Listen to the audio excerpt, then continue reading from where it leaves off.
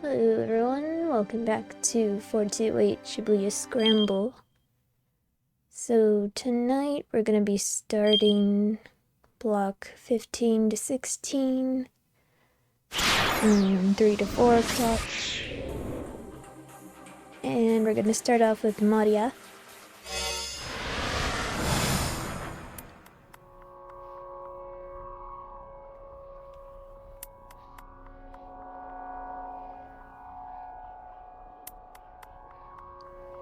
Wait, hold on!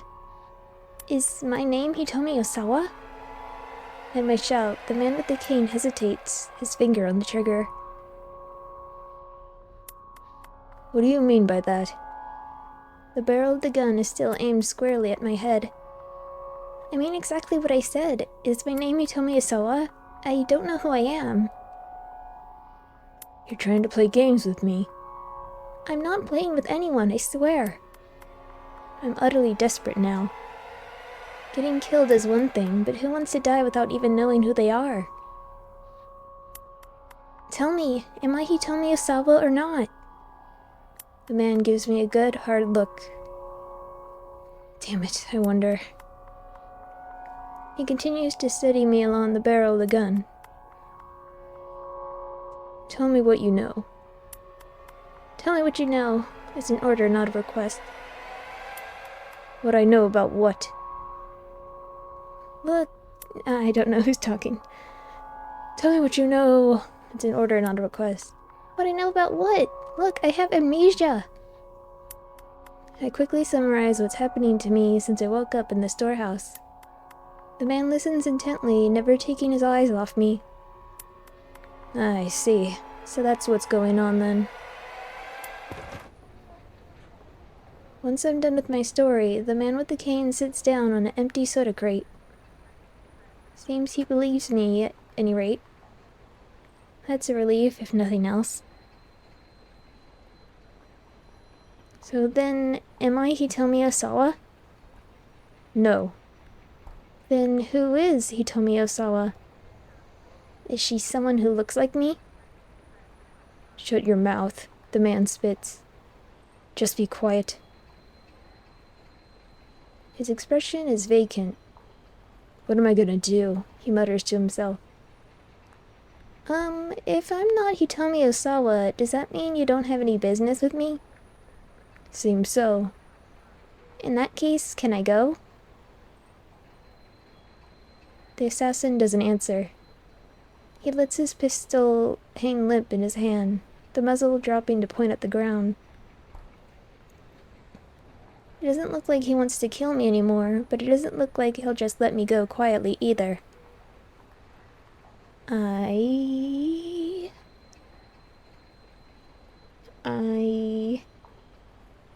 remain motionless. I remain motionless, waiting for an opportunity to run away. I might not make it in time. The man mutters to himself under his breath. Not make it in time for what? I'm curious now, but this is hardly the time or place to try to find out more. I've learned for certain that I'm not Hitomi Osawa, which basically tells me nothing. I'm right back to square one on figuring out who I am. The assassin has gone quiet, sitting on a pile of crates. He seems lost in thought. Still, I don't dare try to get away. All I can do is stand and wait and mull over my own situation. Just who am I?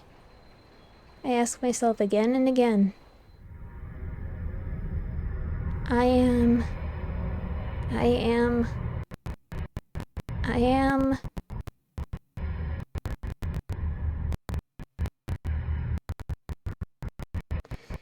No, I have no business with you, the man finally says.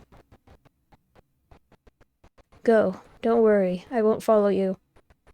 I wonder if I can believe him. Maybe he's just trying to get me off my guard so he can shoot me in the back. Do not go to the police or go back home, he continues. Lay low by yourself somewhere for a while. How long is a while? Until around sundown. This should all be over by then. It'll all be over? I have no idea what it is, but I decide not to pry in case he decides to change his mind. Okay, I'm going to run away now. Sure. I take a slow step backward. I'm starting to turn away when he speaks up again. Before you go, I need to tell you one more thing. What's that? When you get your memories back, I'm sure you're going to hate me. And so I apologize in advance. Of course I have no idea what he's talking about, but it makes me even more uneasy. I truly am sorry. I've got no response for that, so I just give the man one last look before I turn and run.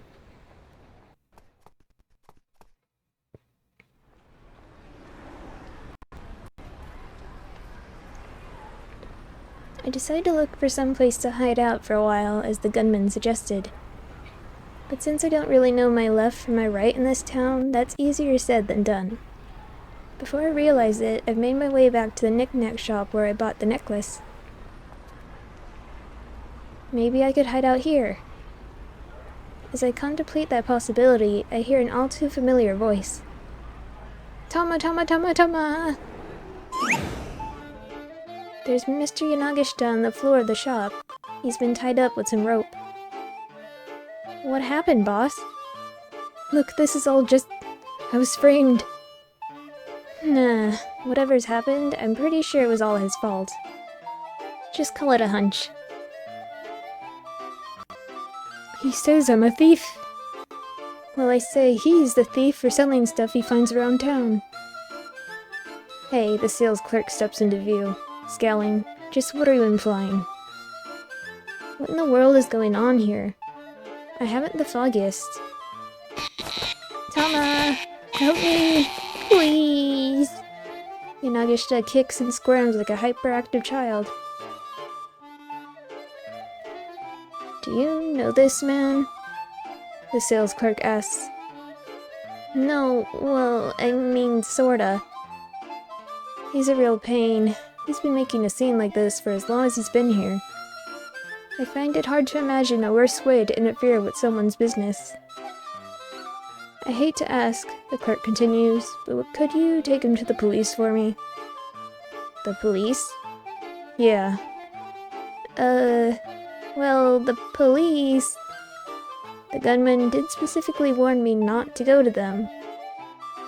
I feel no loyalty to the killer, but I am reluctant to antagonize him. And for reasons I can't explain, I have a strong sense that going to the police right now is a bad move. But Mr. Yanagishita isn't privy to my thoughts, and he looks up at me with a hopeful gleam in his eye. Yeah, that'll work. Tama can take me to the police. And then we can put this all behind us. All's well that ends well, right? Well, sure. Feeling like I have no choice, I leave the shop with him.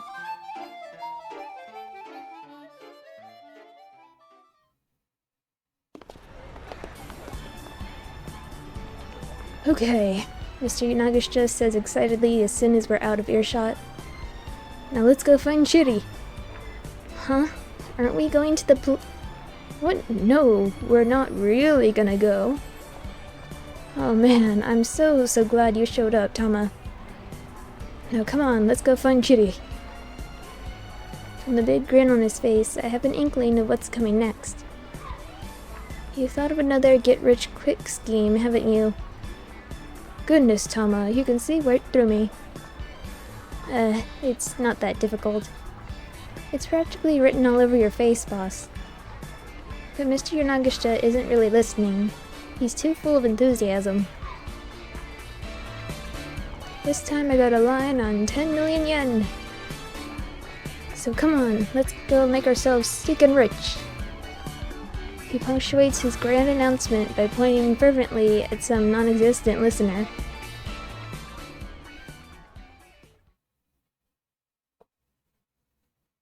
Several weeks later... Iron Stomach, a celebration of truly astonishing appetites, and the mighty stomach triumphs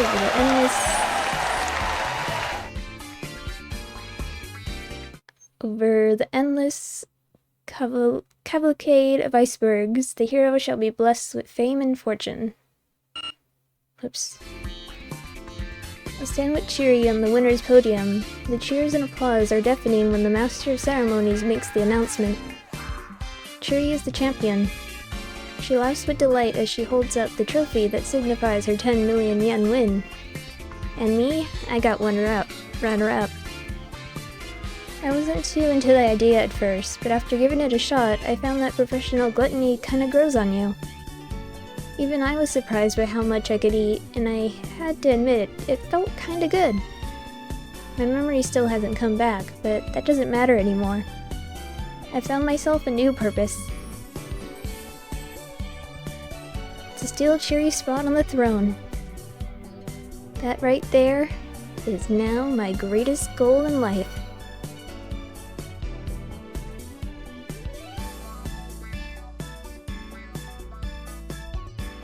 The throne of gluttony.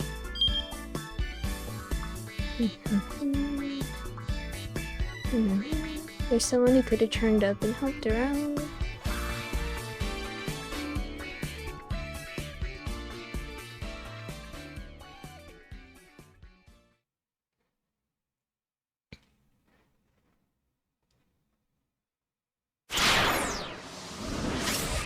Now we go to Achi.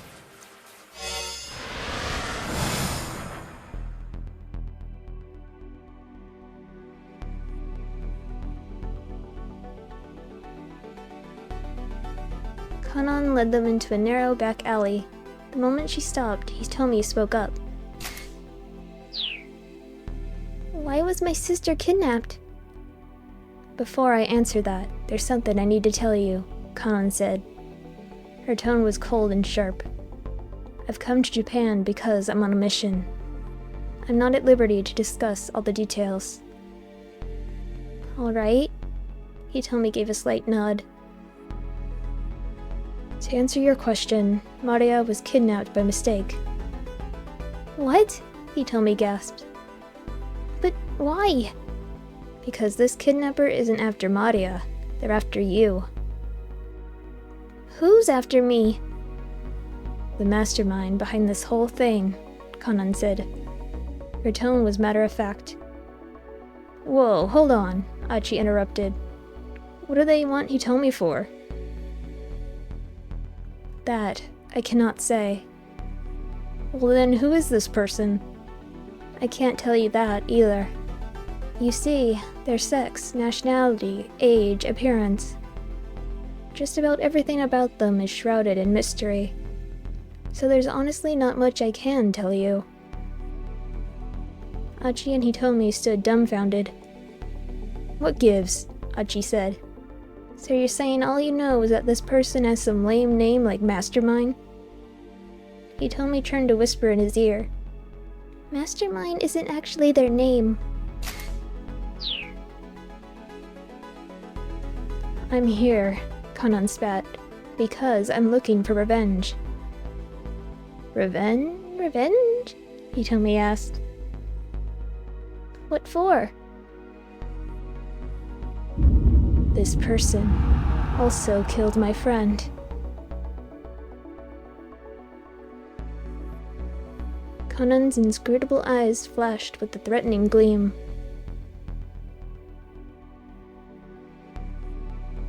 Earlier you said that it was your fault my sister got kidnapped, Hitomi said. Kanan cast her eyes down. 4 days ago, I managed to learn the criminal's plan. So I got in touch with Maria, and told her that you were going to be attacked at the party. So that's why she told me not to go. Hitomi's voice trembled as she spoke. I gave Maria a small GPS tracker to give to you, but I guess you never got it.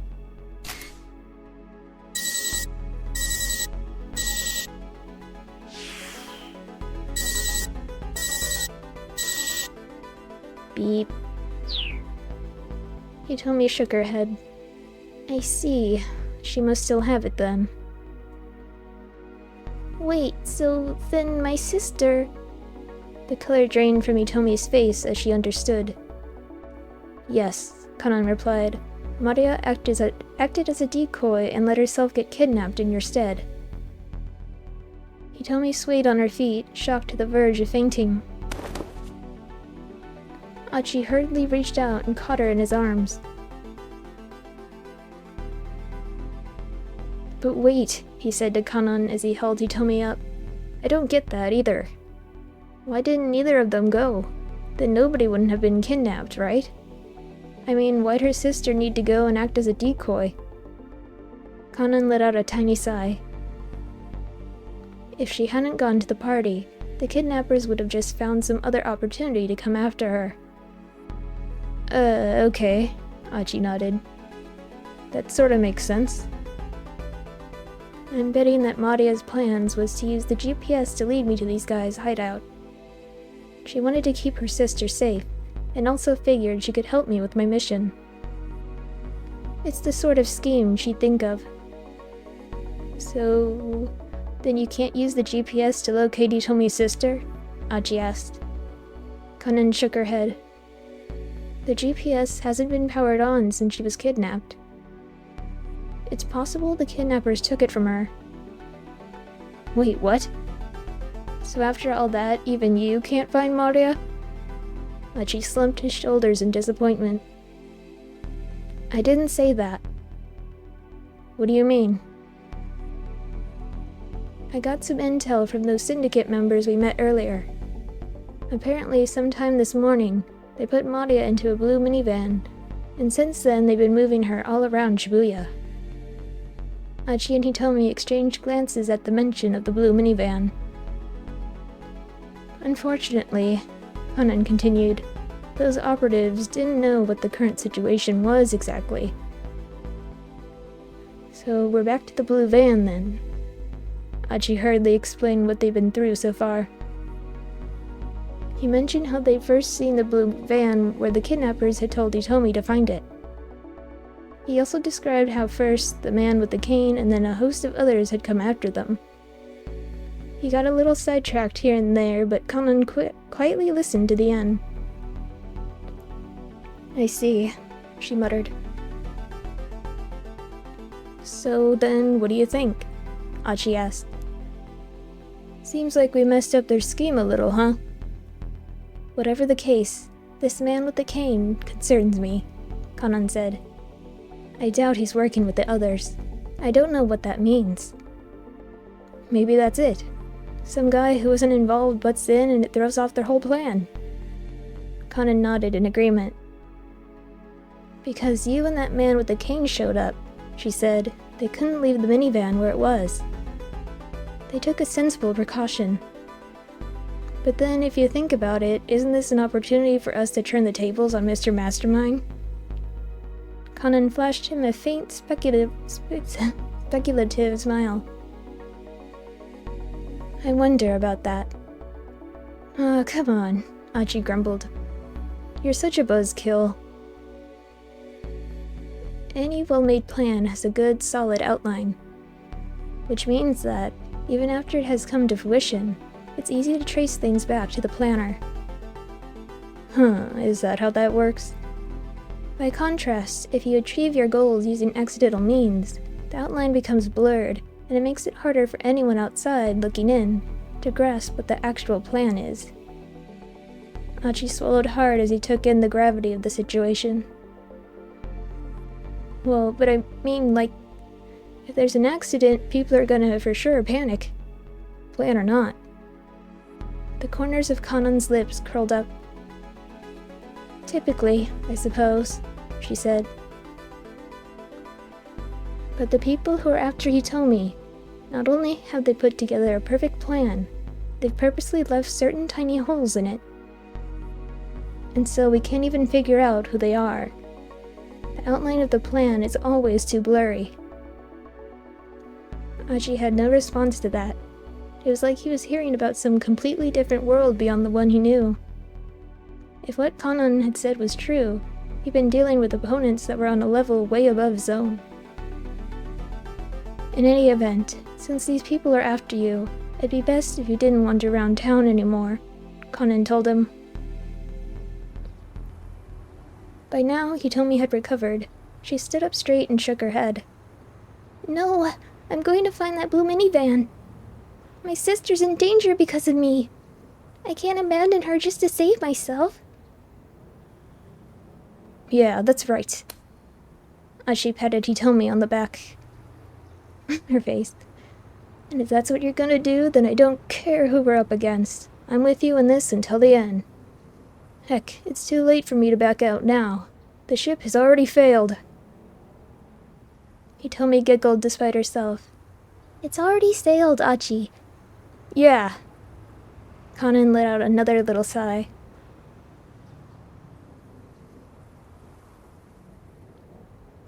Alright, just make sure you're extra careful, she said. You can't count on getting bailed out of trouble like you have before.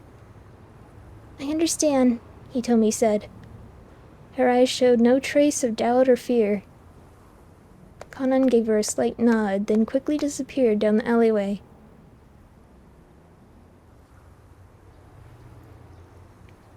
Right then, Achi said, when I get back to looking for the minivan. Then he stopped, remembering their previous efforts. If they just heedlessly wandered around town, they'd probably end up in the same trouble they encountered before. They'd get chased by the man with the cane or by the kidnappers, and their search would be interrupted yet again.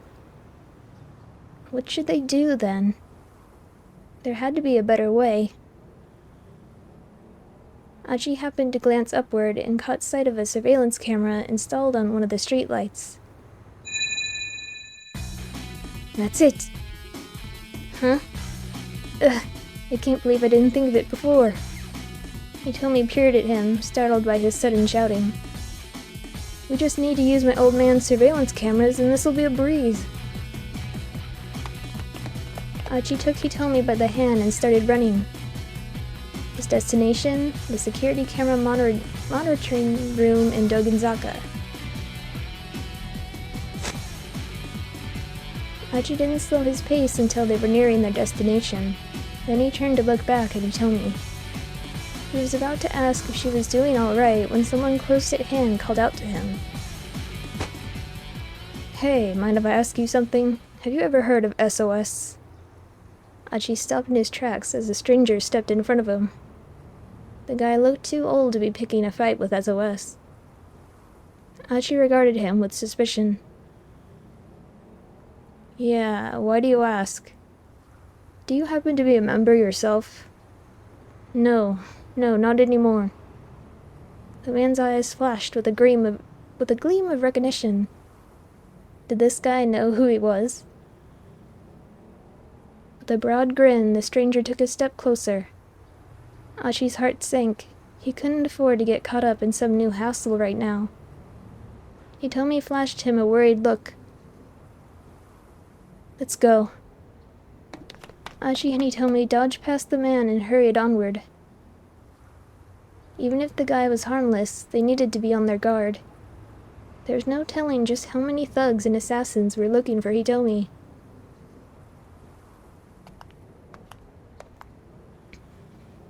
Rather than head directly for the surveillance building, Achi decided he better make sure the stranger wasn't up to something. Hitomi followed as he slipped quickly into a back alley. There was no indication that the man was following them. What was that guy's deal? Hitomi asked. No idea. But he sure seemed kind of fishy. Doesn't look like he's coming after us, though. They took a quick detour through another seedy back alley. Then, as they were starting to head toward their original destination, Achi felt a sudden searing pain in his back. Ugh. Glancing over his shoulder, he discovered that one of the foreign syndicate members had crept up and struck him from behind. Oh no, I've been stabbed. Ah! Hitomi screamed. Another man had suddenly appeared, grabbing her by the arms. Hitomi. Achi tried to reach out to her, but his arm was leaden. His body refused to obey his commands.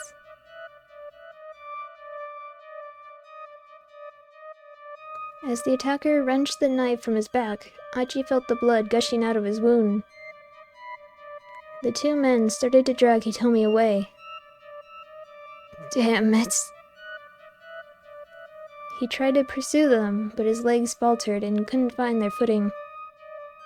He was losing blood so fast he was starting to fade from consciousness. Achi could only watch, impotently, as Hitomi was dragged further and further away.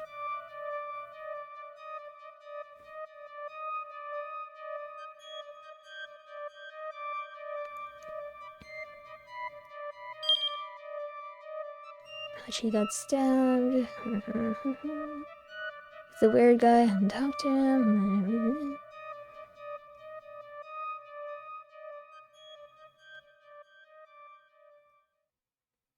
Minorikawa.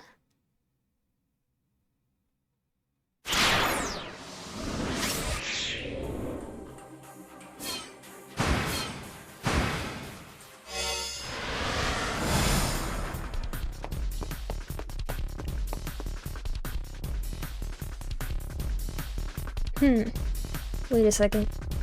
I feel like there's something I'm forgetting. Gah! Minorikawa stopped and let out a cry of frustration. Daisuke Endo had asked him for a favor after their interview was done. He'd promised to tell the Wandering Angels that the dry ice machine they'd purchased was defective. Oh my gosh, with all these Wandering Angels! Well, damn. That had completely slipped his mind. If he recalled correctly, the issue was that once the machine started making dry ice, it wouldn't stop. If he ran back to the theater now, he'd lose about 10 minutes. Minorikawa checked his wristwatch. The lone people would be coming by the editing office before too long. He needed to prove to them that the next month's issue of 4-Star General Gossip was well underway, or else they refused to wait any longer for repayment. And to do that, he needed to fill a minimum of 6 of the 12 remaining blank pages. He couldn't afford to waste even a single second. This was an awkward position to be in. He needed to keep his promise to Endo, but he also needed to spend his time wisely. Ugh, guess I don't have a choice. There's nothing he could do. There was nothing he could do about having forgotten. He hurried on to the cafe. Sorry, Endo. Sorry, OI. You're just gonna have to let this one slide. I've got Toyama's life on the line here.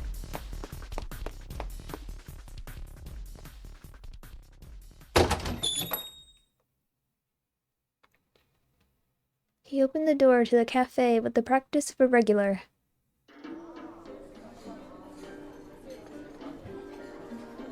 Welcome. The waitress only got that far before her face fell. You again? Hey, hurry up and get me a seat. She grinned wickedly. I'm terribly sorry, sir, but we're all full at the moment. He looked around. All the seats were indeed filled. As you can see, sir. Really now? The waitress's grin widened with triumph. Yes, sir. Fine, I'll just write here. Let me get some power. Jamming his power cable into a nearby outlet, Minorikawa plunked himself right down on the floor and booted up his laptop. The waitress watched in dismay, then turned to stare vacantly up at the ceiling. Just do whatever you want, she muttered vaguely. You know, a person can only get away with being obnoxious for so long. Sooner or later, someone's likely to call the police. Minorikawa looked up from his work, startled to see the Burning Hammer salesman standing over him. You're Mr. Yanagishita. Thank you so much for stopping by earlier. Are you going to write your article here? Yanagishita eyed Minorikawa's computer. Oh, that's the latest model, isn't it? Look, I got no time to talk right now. Minorikawa opened the file with his half-written copy. Ooh, what's this? Chaos at bogus weight loss drink sales demo? Yanagishita read the copy aloud. The organizer, Junichi Yanagishita, didn't merely have a whiff of deceit about him. His breath also stunk. Sound good? Minorikawa asked. I wanted to make sure I gave an accurate impression. Oh, I love what you've done with it. This is a great copy. Fantastic. Yanagishita turned to look at him with a manic grin. Yeah, isn't it? In a flash, Yanagishita's face went from grinning to livid. Like hell it is. You think I'm just gonna let you write something like that? Snatching up the computer, Yanagishita bolted out of the cafe. Hey, get back here! Minorikawa leapt to his feet and rushed off in pursuit.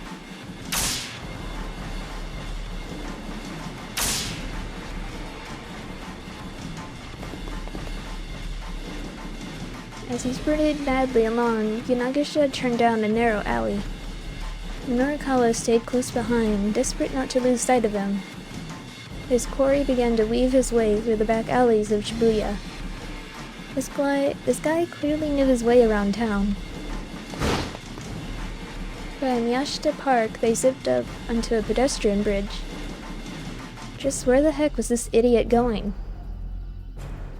Halfway across the overpass, Yanagishita suddenly stopped.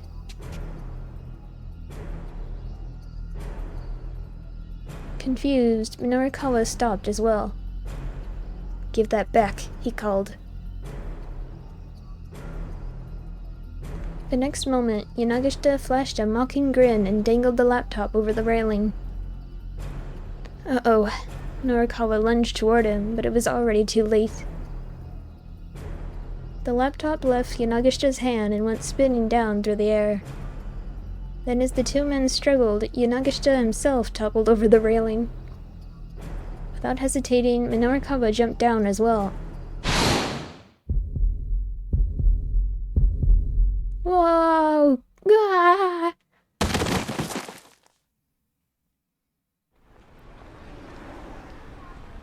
Safe! Minorikawa landed hard. As he struggled to regain his breath, he looked around and saw Yanagishita beside him. Incredibly, the laptop was safe in the charlatan's grasp. Apparently, he'd somehow managed to catch it in midair. Before Minorikawa could be too relieved, however, Yanagishita got to his feet and took off running again. Get back here, you little weasel! I don't think so! This Yanagishita guy was infuriating. That, and he was really fast. Minorikawa considered himself a decent runner, but he couldn't manage to gain on Yanagishita. If running away was a competitive sport, the guy would be a world-class superstar. As he ran along, a peculiar thought occurred to him. Hold on a minute. If he hates my copy that much, shouldn't he have wanted my computer to break? Why'd he go out of his way to catch it like that? It made no sense at all. Hey, Minorikawa shouted between gasping breaths. What are you planning to do with my laptop? Yanagishita glanced back at him. Gonna sell it. Sorry about this. What? Minorikawa was taken aback. Consider it compensation for defamation of character. Come on, get real. It can't be defamation if the article hasn't run yet. Then consider it an advance on the compensation. This was so nonsensical it made Minorikawa's head hurt. But now at least he knew why Yanagishita had dived after the computer. The thief continued to weave his way through the side streets. His speed didn't diminish in the slightest. Damn it, this guy has too much experience running away.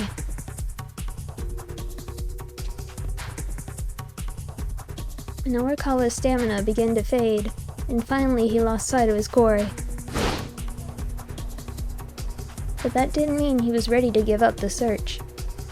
There were articles on the computer that were right on the verge of completion. Whatever it took, he had to get it back. Yanagishita had said he was going to sell it. Where could he be headed then? Knick-knack. Probably he was headed to a knick-knack shop. Norikawa recalled seeing one near the Burning Hammer demo site. He also recalled seeing a poster outside the place that read, "We buy computers at top prices."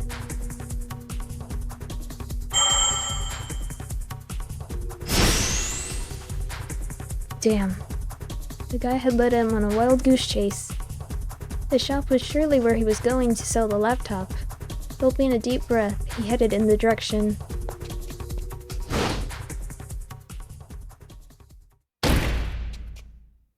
There you are, Yanagishita. Minorikawa burst into the shop on Center Guy, an accusing finger pointed squarely at the thief. Listen, there's no way I'm buying a computer that doesn't have a power cable. Details. All you sell here is junk, anyway. Yanagishita and the shopkeeper had gotten into an argument. Minorikawa recognized the shopkeeper. It was the guy he'd run into on the roadside earlier. That computer belongs to me, Minorikawa shouted as he marched up to them.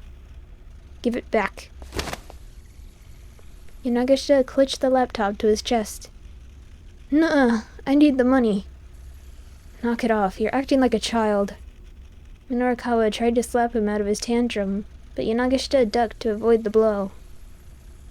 And then, bizarrely, Yanagishita froze. A fierce gleam came to his eyes. He broke into an incomprehensible stammer. That's it! Yanagishita snatched up the flyer that his gaze had fixed on. Iron stomach, huh? This right here is my little bluebird of happiness, he cried. You know what? You can have this. Yanagishita shoved the laptop into Minorikawa's arms. And welcome to it. And welcome to it, you idiot. I don't need no worthless computer. You're the idiot, Buster. Minorikawa smacked Yanagishita right across the face. Ouch. Hitting him felt good. He decided to do it again. He drew back his arm to deliver another blow. But then someone else came into the shop. Yanagishita's eyes lit up as they saw who it was. Oh, my angel! Whatever is my darling Miku doing here? Miku stood in the doorway on the verge of tears. Mr. Minorikawa, she began, then her voice choked up. Miku? What's the matter? Is something wrong? Miku drew in close to Minorikawa's side. Huh? Yanagishita's gaze darted back and forth between Minorikawa and Miku. You two know each other? Sort of. More to the point. Is she the girl you said you were in love with? That's right, the one and only Miku. I have her entrance music set as my ringtone. Paying no heed to Yanagishita's excitement, Miku kept her eyes fixed on Minorikawa. I lost. To a girl who knows Aiki Jujutsu. I lost! She buried her face in Minorikawa's chest. Yanagishita let out a gasp. What's this about? What is this all about? He seemed on the verge of panic. Mr. Minorikawa, I need to learn Aiki Jujutsu. I feel so ashamed. She buried her face even deeper into Minorikawa's chest. That's so unfair. With tears in his eyes, Yanagishita darted out the door. Minorikawa glared after the pathetic fellow as he scampered off. The guy sure knows how to take advantage of a bad situation, I'll give him that much, he murmured.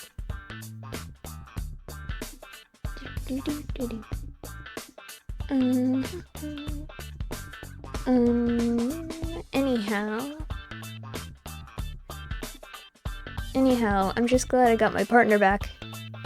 Ordinarily, he'd be inclined to pursue Yanagishita and subject him to a tirade, at the very least, but there was no time for that now.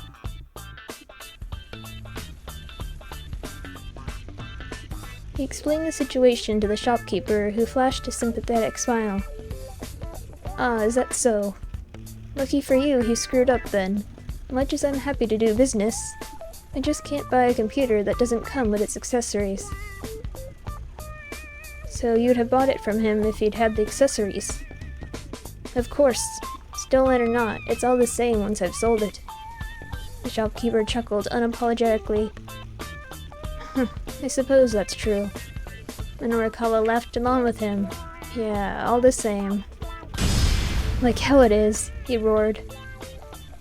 The shopkeeper froze like a startled rabbit.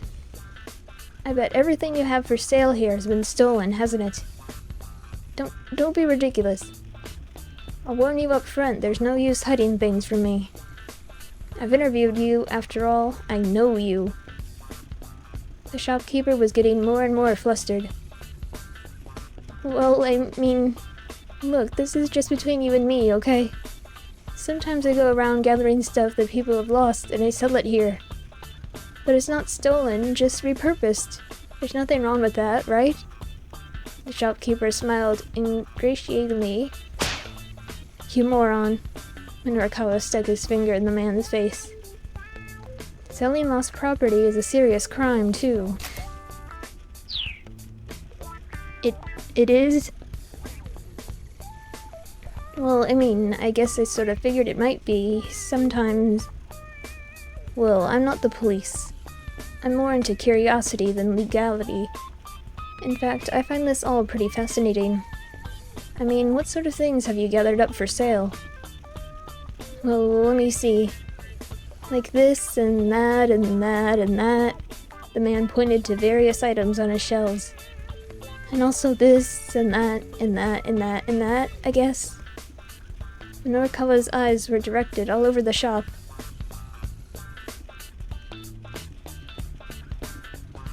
Everything the shopkeeper had pointed out had a hefty price tag. And you're actually able to sell things like this? Minorikawa asked. Sure, I can sell stuff.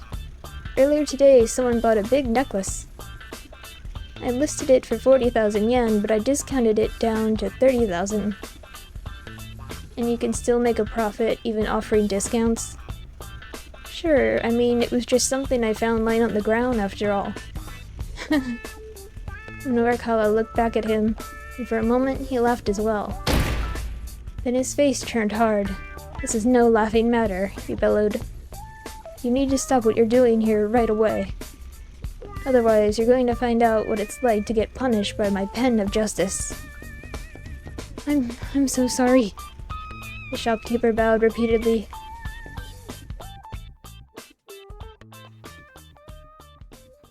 Norikawa glared. The truth was that right now he was so busy he'd have to let this guy slide. Still, this whole asinine affair had eaten up a big chunk of time he didn't have to waste. He was going to have to finish up his copy back at the editing office. Laptop in hand, he left the shop, only to stop short when a slight figure stepped out in front of him.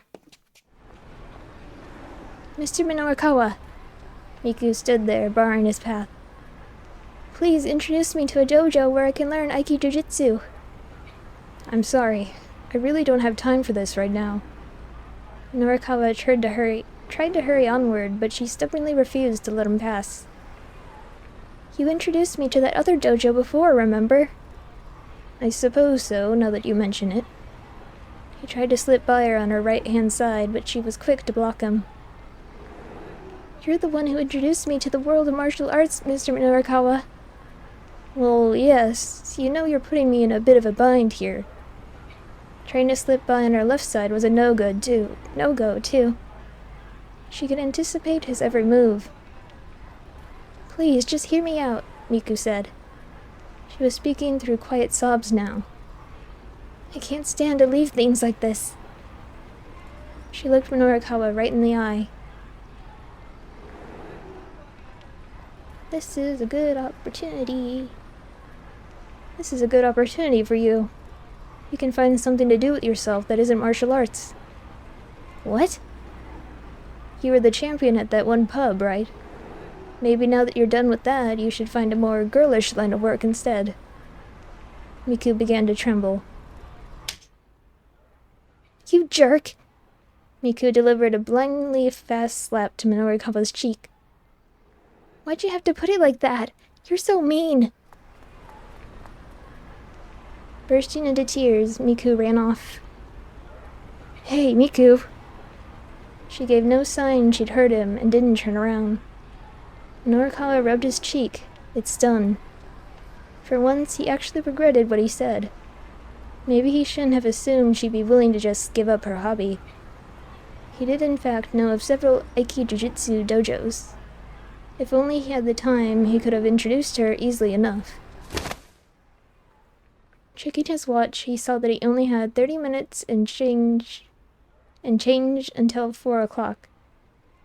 There's no more wiggle room at this point. These articles needed to get written and fast. He needed to get back to the editing department. And yet... damn it all to hell. I can't get work done like this. Norikawa broke into a run. But he didn't run for Heaven Publishing. Instead, he went after Miku.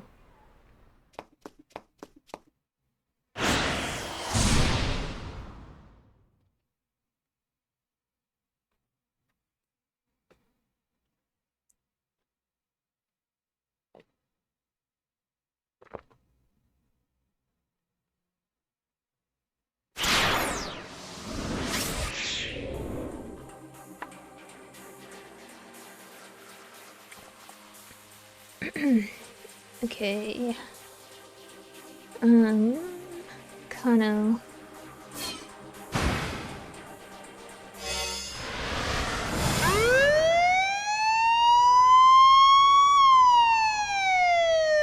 Kano practically died from the car when it arrived on the scene in Mariamacho. The place was teeming with officers and onlookers alike. Out of the way, please move aside. Kano forced his way through the throng. Sasayama was lying in a massive pool of blood. Sasayama! Kano rushed to his partner's side. The knife was still embedded deep in Sasayama's belly. Its handle shuddered each time he drew a labored breath. Guess I messed up. Sasayama could only manage a raspy murmur. Please don't try to talk, Kano urged. Looks like I won't be celebrating the Mrs. birthday. Sasayama drew a small package from his pocket. It had been neatly wrapped and fitted with a pretty little ribbon. Here, give this to Mi-chan for me. Kano shook his head. No way. You can give it to her yourself. You've never met Mi-chan, huh? She's real pretty. Probably surprised how pretty she... I know. You told me all about her. Kano, please. Give this to my wife for me. Mustering up the last of his strength, Sasayama pressed the gift into Kano's hand. Sasayama? Sasayama's hand dropped back down into the puddle of blood. A paramedic team finally arrived at the scene.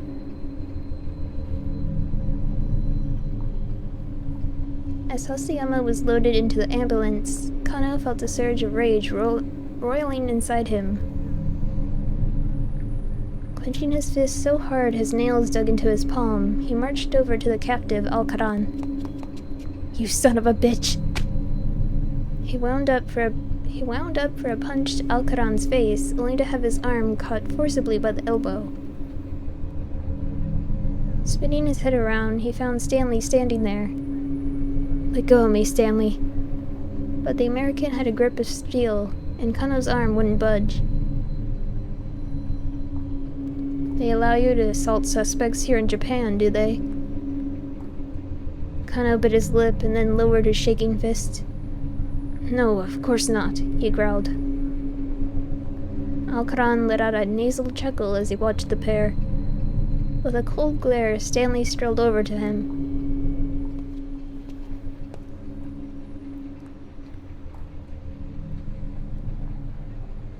He leaned in close to whisper something, and all at once the blood drained from Alcaran's face. Visibly shaken, Alcaran said something back to Stanley. Stanley gave a slight nod, then left the captive with the police escort. Kano went over to him. Hey, what was that all about? Apparently, Alcaran gave Hitomi some instructions. Told her to get into a blue minivan that was parked along Dogenzaka. So Stanley's hunch had been correct. But why had Alcaran confessed so quickly? How'd you get him to talk? You don't need to know that. Turning on his heel, Stanley went to report the news about the blue van to the task force.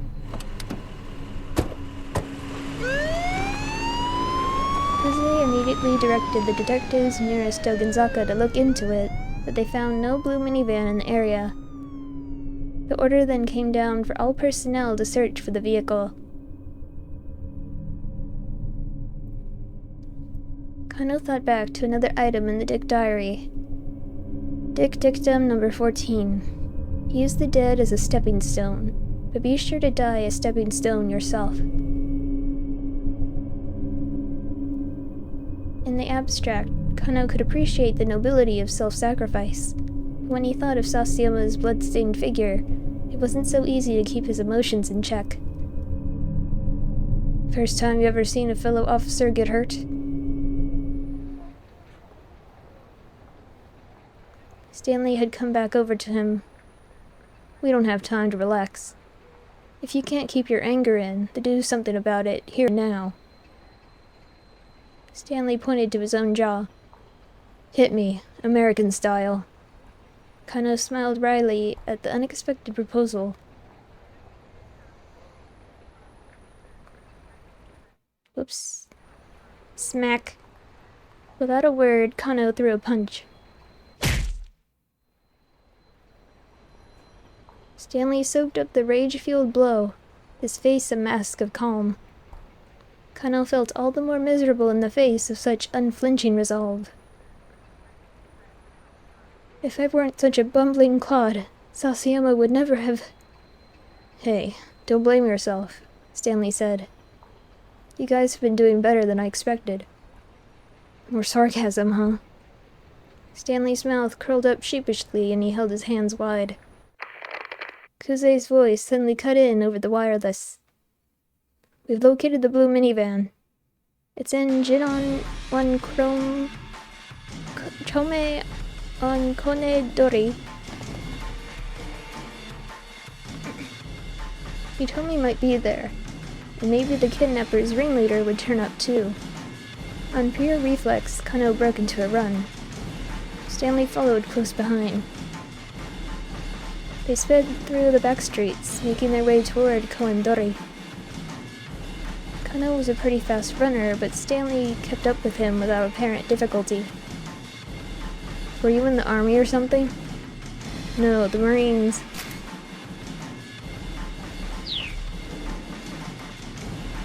It wasn't much further to Koen-dori. Kano, if we find that van, don't get too close, Stanley warned. It could be a trap. These people will do anything to carry out their goals. Anything, huh?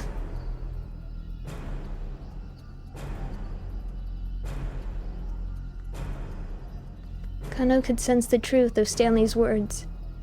He reminded himself that his life could depend on remembering them. He raised his eyes. They were coming up on Koen-dori.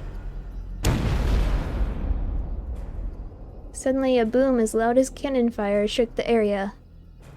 Something's wrong, Kano thought. That's no ordinary city noise. A column of black smoke rose up from between two nearby buildings. Passers-by stopped and stared, gasping in alarm.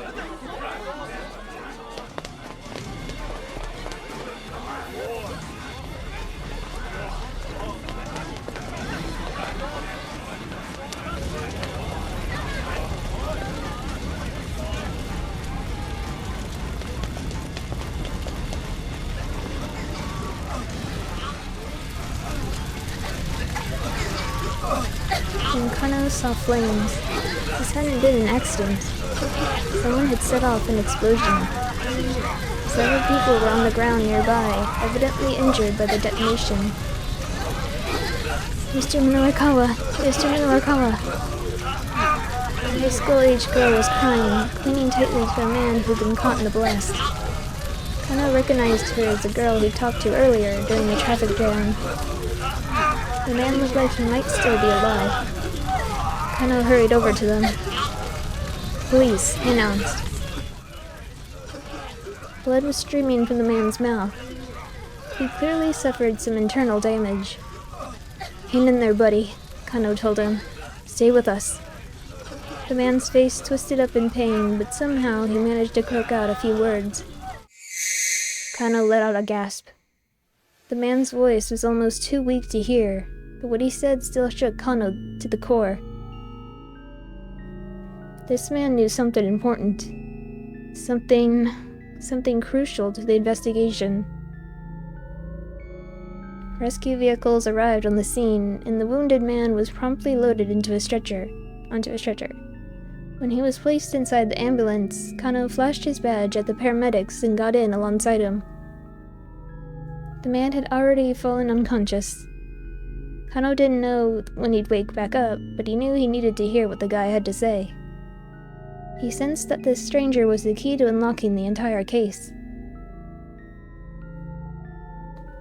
But though Kano kept a lonely vigil, the man never woke again. The antiviral that had been given to Hitomi, the blue minivan Alcran told Hitomi to look for, and now the minivan exploding. Kano was sure this man had known how all of these tied together. But now the key to solving the case was gone for good.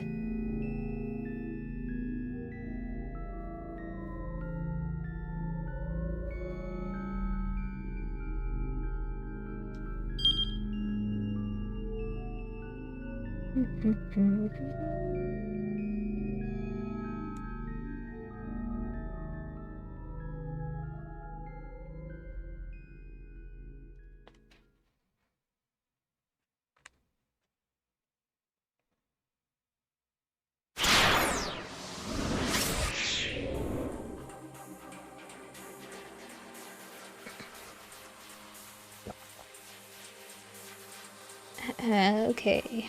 Achi.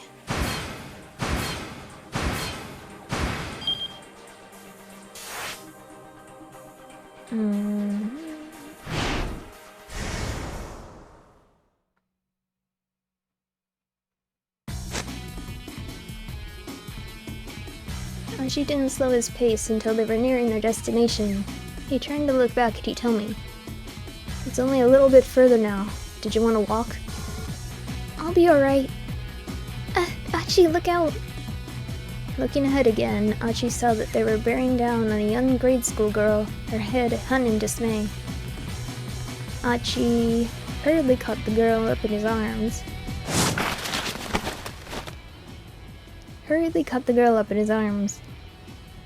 The maneuver kept her out of harm's way, but the momentum sent her high into the air. She dropped a sheaf of paper she was carrying. As luck would have it, the papers fell amidst the trash scattered alongside the road. "Whoops, sorry." Achi stopped to gather up the sheets of paper, noting that each was adorned with some sort of writing. "Here, looks like they got kinda messed up, though." The pages had landed in some kind of spilled liquid. Most of them had gotten stained. "It's alright," the girl said gloomily. "You should just throw them away. It's not like I can sell them now anyway." "You're going to sell them?" Hitomi asked. We're sorry. Do you think you'll be able to redo them? Achi, is there a stationery store around here? Yeah, up at the top of Dogenzaka, Achi said. Here.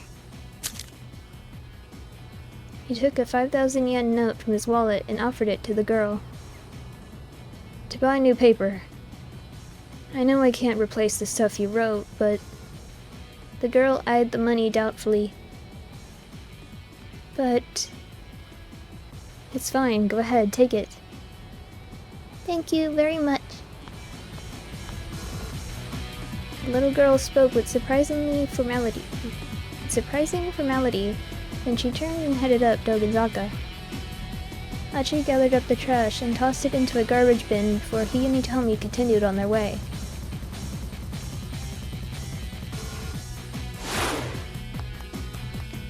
Achi led Hitomi to an old multi-tenant building. They hurried inside and headed up the stairs.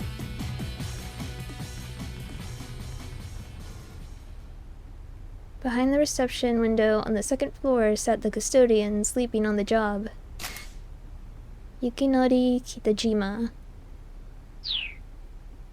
Hey, wake up, man. Achi gave the window a tap, and the man woke with a start. Huh? Achichi, don't scare me like that. That's one chi too many. And wow, you sure seem to have a lot of free time on your hands. Yeah, no one's been by to check today. But that's not so bad, right? I mean, I guess it is the surveillance room, but still.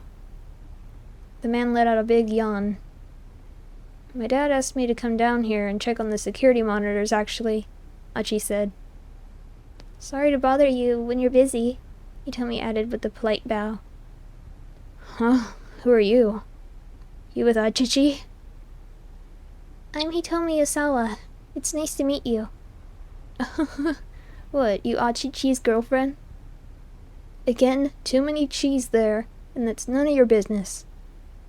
Just let me have the key. Hoping his blush wasn't too obvious, Achi mimed unlocking the door. You won't answer a simple question, and you want me to hand over the key. Yes, I'm his girlfriend, Hitomi said. We've just started dating. So I'm sure I'll be seeing more of you, sir. She flashed a winning smile. Oh, well, what a surprise. Never thought Achichi could land a fine lady like yourself. The surprised custodian held out the key. Good for you, Achichi. Still one chi too many there. But yeah, dating. Achi gazed into Hitomi's face, even more surprised than the custodian. The key dangled, swaying to and fro like a pendulum between Achi and the man behind the counter. Achi, Hitomi said, nudging him in the side with her elbow. Come on. Right. Snapping out of it, Achi took the key and headed up to the next floor.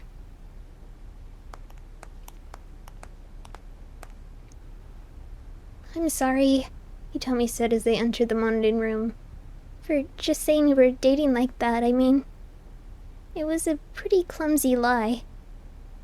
No, it was just kinda sudden is all. I was just a bit jittery, I guess. She felt his cheeks color again. I mean, I figured I had to say something or he wasn't going to cooperate, Hitomi said. She looked a little embarrassed herself. I'm sorry, I didn't mean to make things weird. No, Achi said. Nah, it wasn't weird at all. Actually, it was kinda... He stopped himself there. Now wasn't the time for that sort of conversation. They needed to find the blue minivan.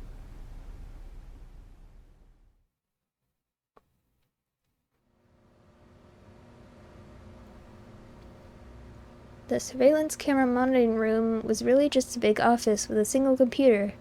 Achi knew it well. So this is the monitoring system, he explained. He switched on the computer.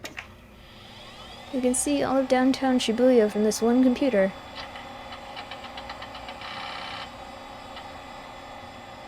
Hitomi gazed impatiently at the monitor, even though it wasn't showing anything yet.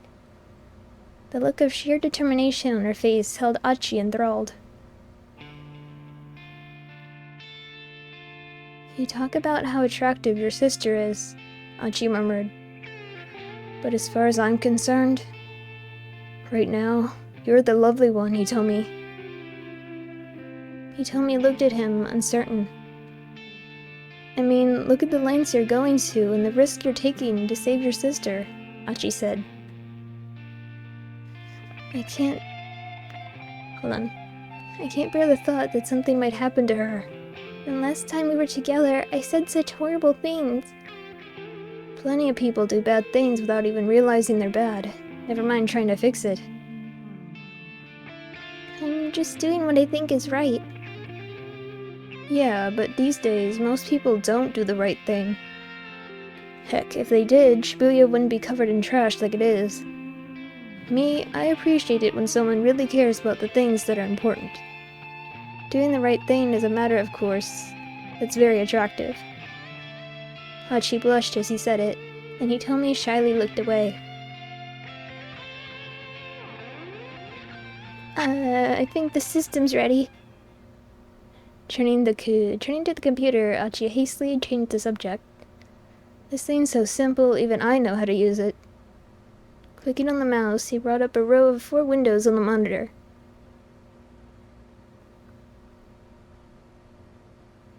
Each window showed a different view of the Shibuya cityscape. The image quality's not great, but that's because it's being updated on a 2-second delay, I guess. Achi tapped on the keyboard, bringing up shots of different locations. He clicked on one of them in order to enlarge the image.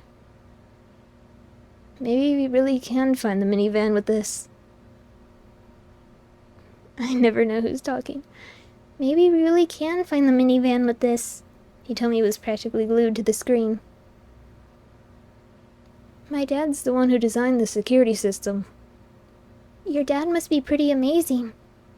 Well, he graduated top of his class at Tokyo Danko University. He always said he could have a career in computer engineering, but he took over the electronics shop so that he could marry my mother instead. That's such a sweet story. Did they run this store together then? Achi shook his head. No, my mother died when I was 4. Oh, I'm sorry. Hitomi sounded even sadder than Achi. Well, anyway, never mind that. Here, look. The seedy-looking weirdo they'd run into at Giga was on the screen. Huh? That guy again? Said weirdo was running all out, a laptop computer under one arm. He was being chased by a man in a lawn coat. That guy sure gets chased around a lot, huh? Achi said. When the weirdo slipped out of view, Achi switched to another camera. The new view showed the weirdo running again. By hopping from camera to camera, they could track him wherever he went. So long as we have these cameras, Achi said, this guy has nowhere to run. Nowhere to run, huh? The moment he said those words, they struck an odd chord in his mind. He remembered their repeated run-ins with the man in the cane, how the assassin had seemed always to know where to find them. Achi, please, Hitomi urged. Stop messing around and let's look for the minivan.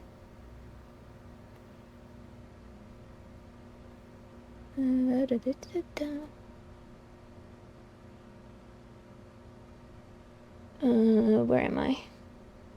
Sorry, there's just something I'm curious about. Achi continued to track the seedy-looking man. The weirdo rushed into a knick-knack shop on Center Guy. Soon after, the man with the coat appeared and followed him into the shop. Ha! Looks like he snatched that guy's computer. Moments later, the weirdo came rushing back out of the shop and sprinted away again. He wove through the narrow alleyways with cat-like, alacrity. Achi did his best to keep tabs on him, but the man managed to give him the slip. Wow, Hitomi said. She too had been watching closely. I'm kind of impressed. Mind if I keep at it? Achi asked. Sure.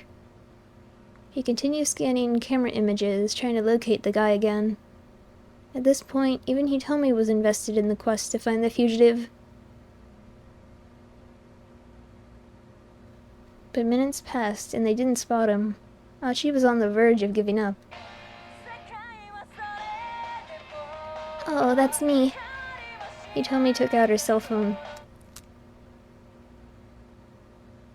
It's an email from Mr. Tana... Found him. Achi's shout cut Hitomi off. The guy was in a back alley off of Center Guy. He was talking with someone. Huh? Is that... Huh? Achi blinked a few times as he leaned in closer to the screen. Hitomi? You have to come look at this. That's my sister. Hitomi brimmed with excitement. For real? I think so. What's she doing in a place like that? And why is she talking to that guy? I'm not sure. The monitor showed a cheerful little scene. Looks like they're having fun. Guess since they're twins, they're both into older guys. Achi felt his mood start to sour. I have to ask, are you sure she was kidnapped? Yes, at least I sure thought so. And so did the police. Then what's this all about? Should we go and see for ourselves? Guess so. What about the email? Achi pointed at Hitomi's cell phone. Shouldn't you take a look at that? My sister comes first. That place where she is it far from here? No, not particularly. Achi and Hitomi rushed from the building, heading for the alley where Maria was talking to a computer thief. It wasn't long before they were closing in on their destination. But as they headed down a narrow side street, a familiar figure suddenly appeared to bar their way. Uh-oh, it's him. Gun in hand, the man with the cane slowly ambled towards them. Achi and Hitomi bolted down a nearby alley. Taking another turn, they reached the alley they'd seen on the cameras. Maria! Hitomi rushed over to her sister. But Maria just stood staring at Hitomi in silence, as if she couldn't process what was going on. Meanwhile, the assassin was still in pursuit. He had turned the corner behind them and was steadily drawing nearer. He pointed his gun at Hitomi's head. Come on, hurry, Achi urged. He tried to lead the two girls away, hoping to escape further down the alley. But instead, Maria charged boldly at the man with the cane. The assassin was caught off guard by the unexpected counterattack, but he reacted quickly, clubbing the girl in the head with the grip of his pistol. Maria! Hitomi shrieked. She stared in horror as her sister collapsed in a heap on the ground. Then Hitomi's eyes rolled back in her head and she fainted into Achi's arms. Hitomi, hey! But the shock had overwhelmed her. She was out cold.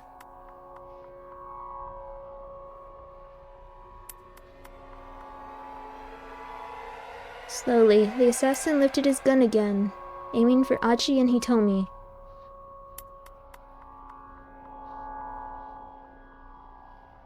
If he'd only had Hitomi to protect, Achi might have been able to pick her up and get away.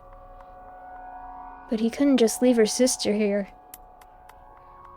He knew, with the chilling certainty of despair, that he could never save them both.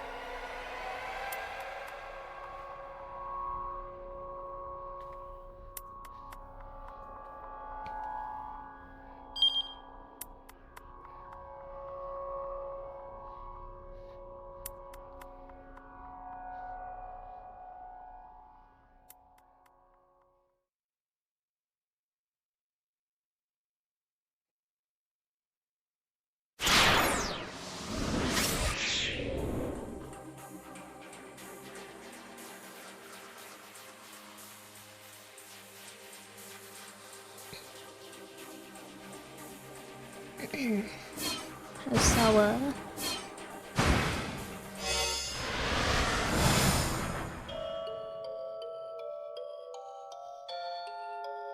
I've never truly trusted anyone, not on a fundamental level.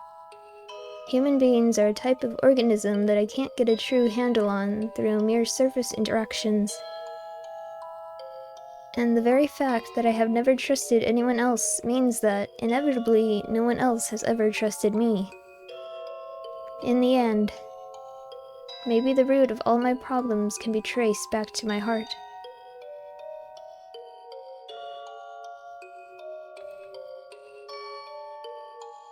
As he waited for Minorukawa to contact him, Osawa thought about his current crisis. Assuming Tanaka was behind the kidnapping, then he must have accomplices. And these criminals had mistakenly abducted Maria in their attempt to get at the antiviral drug that was in Hitomi's blood.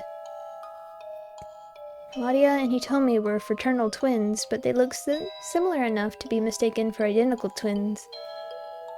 Still, Tanaka would never confuse the two. The mix-up must have been made by some criminal who didn't know Maria or Hitomi personally. Insisting that Hitomi bring the ransom to the train station was obviously their solution. It had set her up for a second abduction. But piecing together this much of the kidnapper's plan only raised a different question. Why had Tanaka shown him those emails from Hitomi? Wouldn't the criminals want to keep information like that hidden? The more Osawa thought about things, the less they made sense.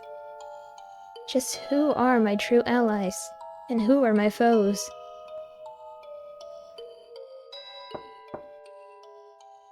Mr. Osawa, a delivery has arrived for you. It was Kajiwara at the study door. Come in.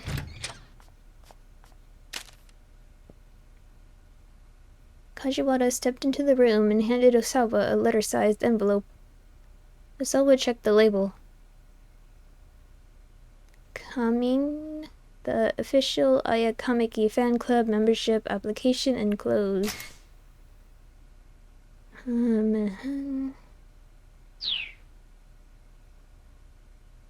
Right, he had requested the application the day he'd gotten back from overseas.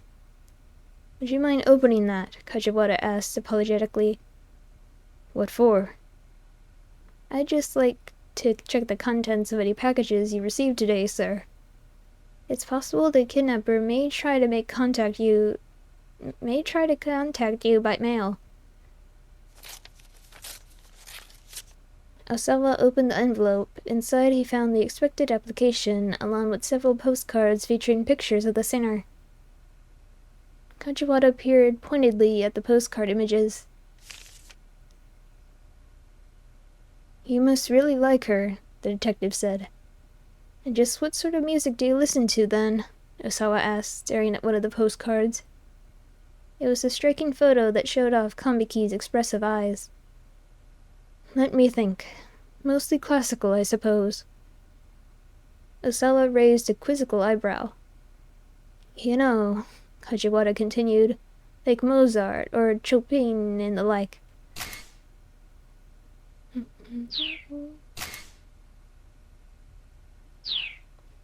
He hummed a few bars. Can't say I've ever heard them. Are you serious? Kajiwara looked shocked. I'm familiar with the names, of course. I just never had much of an interest in music. Oh, that's such a shame. Would you care to listen to a piece now?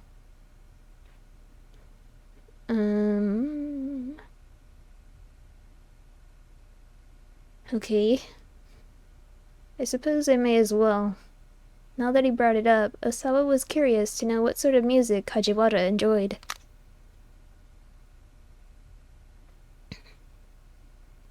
The detective pulled a digital music player out of his pocket.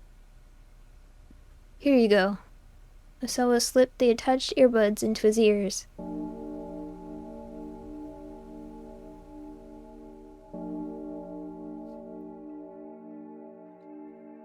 He heard a flow of quiet strings that was soon joined by bold, dramatic horns. As the piece continued, it grew more profound and complex, and Osawa could feel his spirit calming. He took a deep breath, then expelled it through his nostrils. It felt as if the toxic gloom that had filled him was departing with the air. Before he knew it, nearly 10 minutes had passed. What do you think? It's quite nice. The theme of this piece is, Kajiwara paused for a moment in thought. Well, it's about how erudition can be boorishness. Erudition. Thank you. If I hadn't met you, I never had discovered this piece. He spoke the words unthinkingly, with unaccustomed frankness. Was this the power of music, then? I'm very happy to hear that, sir. Osawa gazed at one of the postcards as he let himself be drawn back into the music. Aya was scooping up handfuls of mystical blue sand. The grains dripped down from her fingertips. I feel like I could be in this photo here, Osawa muttered. Like I lived my life, letting so many things slip through my fingers. Kajiwara thought for a moment before responding. I think anyone who's worked hard to accomplish something and focused for a long time on that one thing is susceptible to those kinds of feelings. Accomplishing something means getting results. That's not where my problem is. Osawa removed the headphones and gave back the music player. You told me not to hide things from you, right? Kajiwara nodded silently. Then allow me to speak frankly. Leaning back heavily in his chair, Osawa took another deep, slow breath.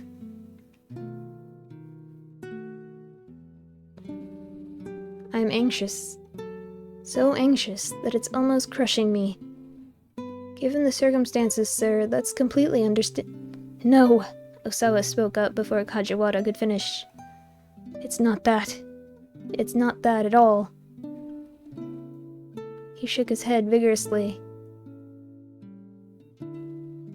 If the worst should happen to my daughter, how am I going to feel, I wonder?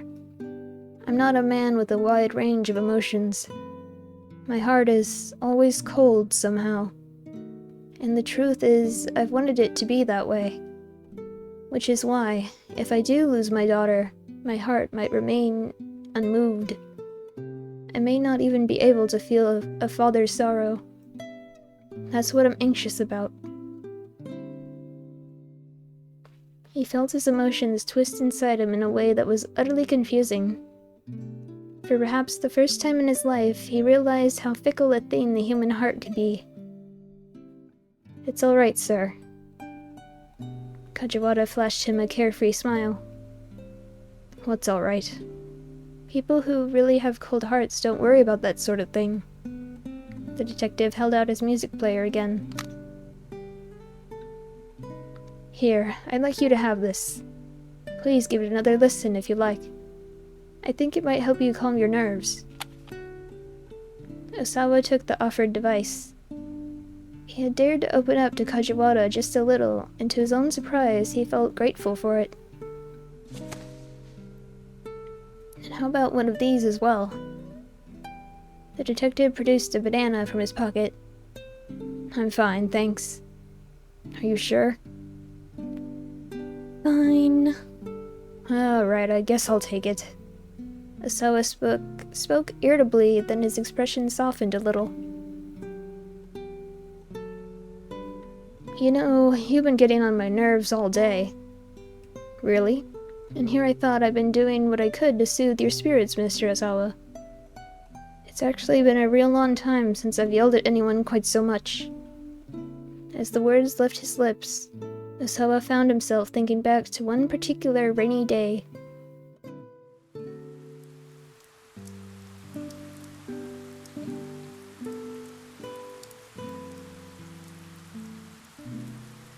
Maria had been in 5th grade at the time. Osawa was standing in his daughter's room. In his hands he held the letter she left behind. He happened to glance out the window and saw Maria walking along, soaked from head to toe. In an instant, Osawa was consumed with rage. Maria had left a note. It read, "Dad, you only pay attention to Hitomi. You're too busy with work to play with me, so I'm running away from home." Struck by an impulse he didn't quite understand, he ran from the room, heading for the front door. Maria had just gotten back inside. Osawa met her silently in the entryway. Wet strands of hair clung to the girl's forehead as she looked up at her father with a bitter glare. "You don't care what happens to me, do you?"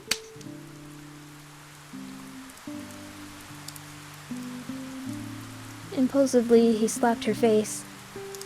Maria's cheek turned red and tears welled up in her eyes. Osawa's anger transformed abruptly into guilt. He gazed down at the palm of his hand and saw a tiny spot of blood. He was shocked by the recognition of what he'd just done. And then, he was afraid.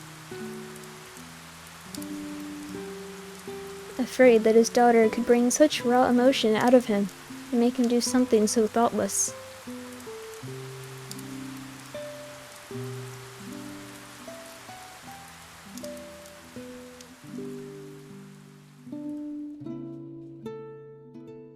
"Is something wrong, Mr. Osawa?" Kajiwara was leaning in, looking concerned. Osawa came back into the moment with a start and realized he had buried his face in his hands. "No," he muttered, looking up. "Just getting angry, yelling at people. I'm not good with that sort of thing. I don't like it." He picked up the music player and fidgeted with the earbuds as he spoke.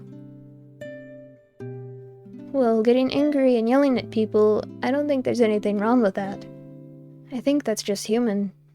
It's human to do those kinds of things." I often said that he was cold and mechanical. Her sarcasm only underlined a fact he'd always lived with, that he didn't know how to conduct himself like a human being.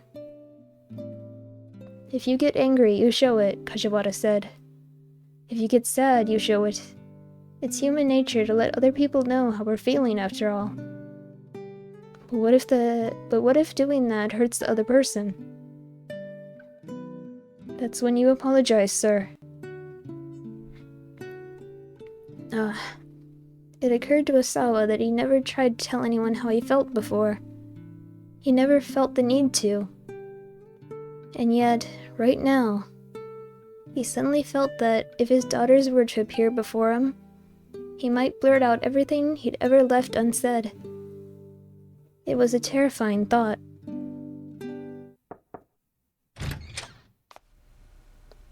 "Darling?" I opened the door and stepped right into the room. "The detectives are asking for you. It seems there's been a development." "We'll be right there." Osawa and Kajiwara hurried out of the room.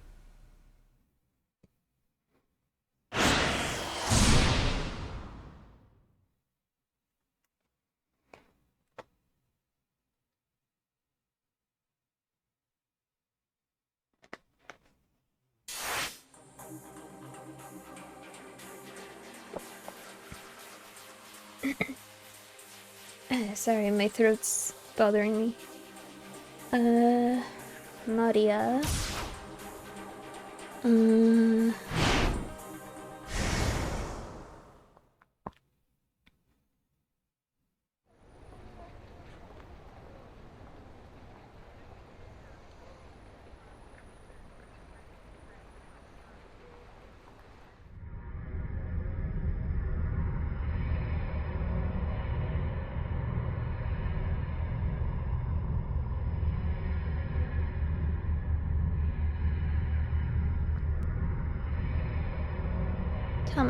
Tama.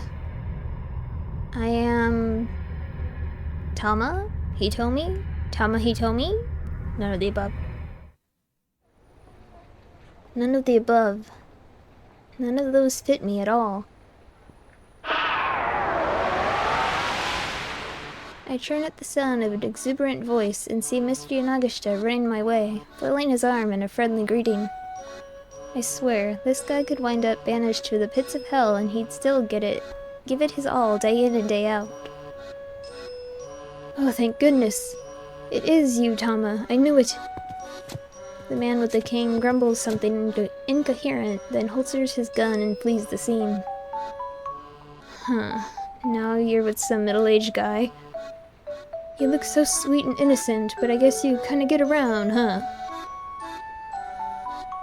Boss, nice timing. I do a little fist pump. Whatever he's doing here, I'm glad he drove off that guy with the gun. Huh? What are you so happy about? Yanagishita gives me a puzzled look.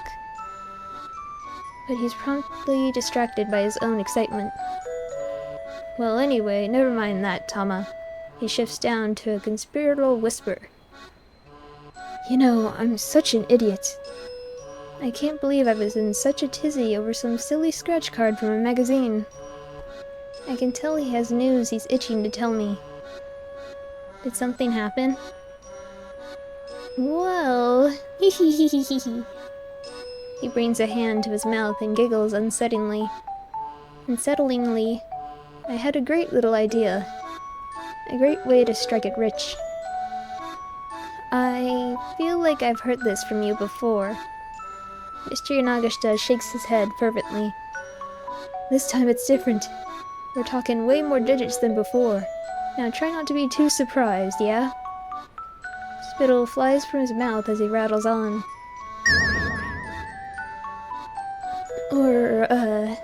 It's okay to be surprised, actually.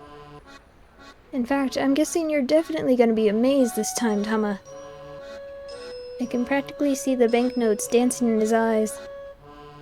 Cut to the chase already. What is it you want to tell me? This time, get this, I got a line on 10 million yen! He thrusts his index finger skyward, grinning ear to ear. Surprised now? Yeah, you are. And it doesn't require any capital. It's no risk, high return. There's a crazy gleam in his eye. Oh man, I'm finally gonna get... that's not right. Man, I'm finally gonna get to be a part of a billionaires club. That's so ridiculous, I don't even have a snappy retort for it. Never mind the 10 million, obviously. Never mind that. 10 million obviously wouldn't make him a billionaire. By the way, you haven't seen Chiri, have you? We're gonna need her help to wrap up this 10 million yen. Chiri?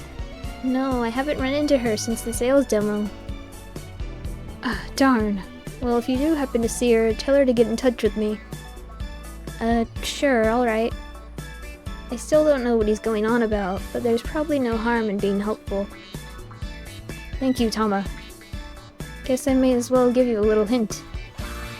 A hint? Yeah, a hint. Wanna hear it? No. No, not particularly. Oh, okay. Well, anyway, thanks for helping me out with the cheery thing. Adios. And then, like a whirlwind, Mr. Yanagishita zooms away, leaving me alone in the alley. Suddenly I feel totally exhausted. I let out a sigh and drop my eyes, and that's when I notice a notebook on the ground at my feet. Did the assassin drop this? I pick it up and look inside. There's a photograph tucked inside the back cover. It shows 3 young people, 2 boys and a girl.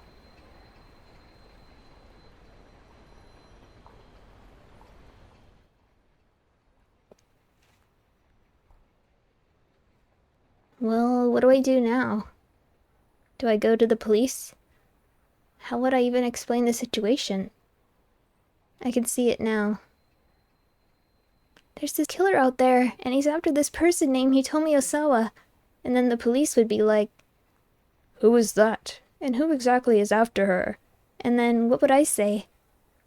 Heck, they might not even give me the time of day in the first place. Not only do I not have any idea who Hitomi Osawa is, I know nothing about the guy who's after her, except that he walks with a cane. I mean, I can't even tell them who I am. They'd probably shoo me away without a second thought. What am I supposed to do?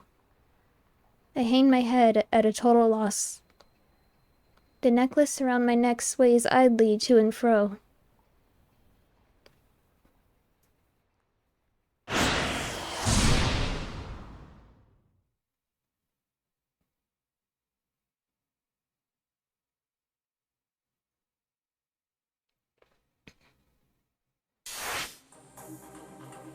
Gee.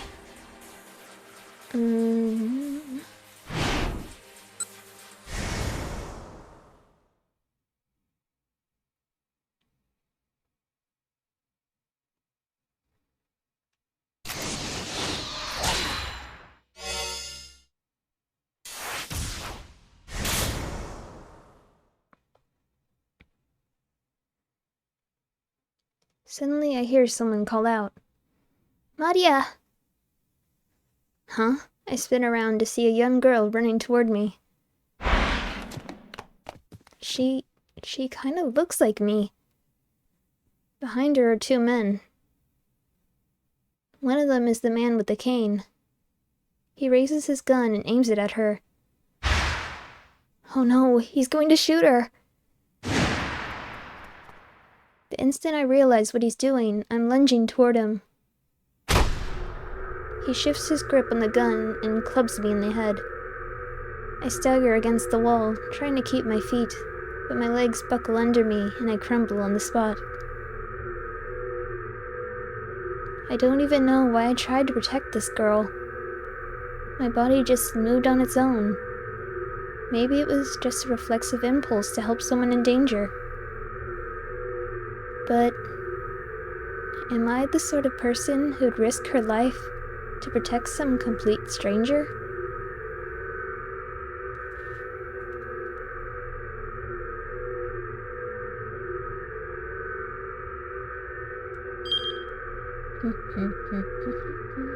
If you know what causes Hitomi to show up here, you can probably avoid this untimely end.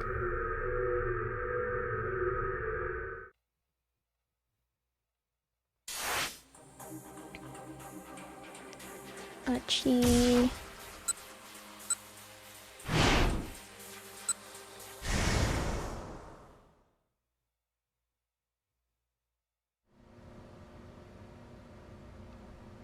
Achi, please. My bad. Right, my bad. Achi switched over to a different camera.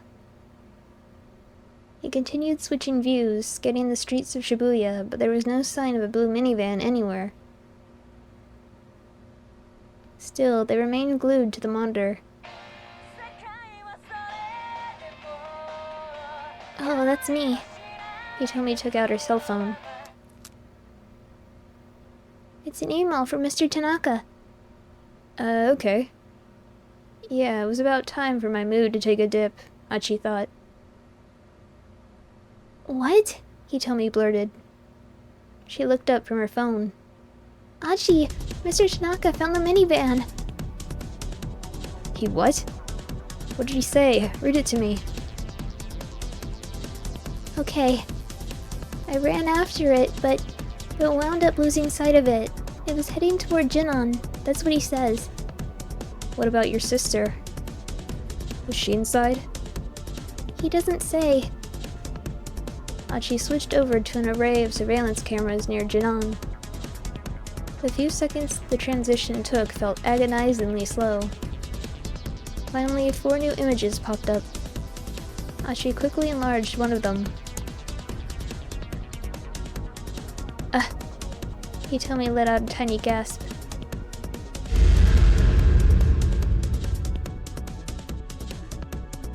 There on the monitor was the blue minivan. There was no doubt about it.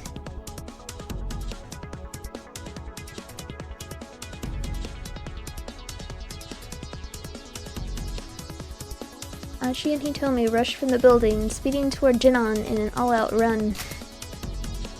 Run, Achi! Run, Hitomi! Run, other guy who's looking for Miku!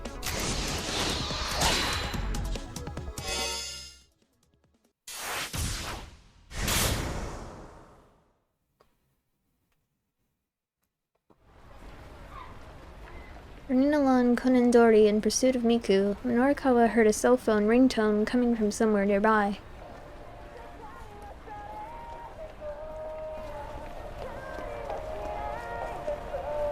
No!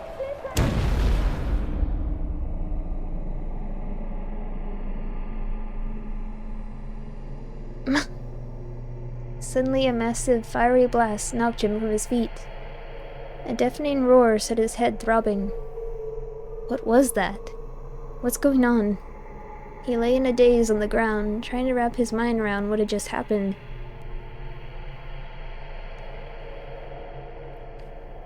He smelled the foul scent of burning rubber. Then came a sound of quick footsteps rushing up to him. "Mr. Minorikawa!" A voice called out to him as if across an impossible distance. "Mr. Minorikawa!" Was that Miku? He forced his eyes open and saw Miku looking anxiously down at him. "Mr. Minorikawa!" "Miku, those things I said earlier, I'm sorry. I went too far." "What are you talking about? That's not important right now." Miku choked back a gasp, and Minorikawa realized he had blood leaking from his mouth. His body wouldn't move, and his mind was reeling. What happened? Tell me." Miku's voice was dry and hoarse. "There was a minivan. It exploded." Exploded? A minivan exploded on a city street? That sounded like a terrorist attack. His reeling mind drifted back to the attempted bioterrorist attack on Kazumi Gaseki 2 years earlier. An unoccupied minivan had exploded outside an MPD station, and afterward, a device meant to scatter a dangerous biological agent had been discovered near the subway. With sudden clarity, Minorikawa recalled what Osawa had said earlier.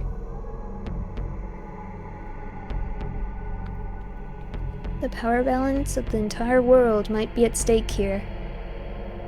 Could there be some sort of connection between Osawa's warning and this explosion? There was. There had to be. Minorikawa's journalistic intuition told him it must be true. Something terrible was underway here in Shibuya. "Police!" a man in a suit announced. He crouched beside Minorikawa and gently lifted his head and torso. "Hang in there, buddy. Stay with us." The change of position allowed Minorikawa to clear his airway, and he sucked in a deep breath. But as he did, an intense pain shot through his lungs. "I think I might be done for." Whatever his intuition might be telling him, it didn't look like he'd ever be able to write about it.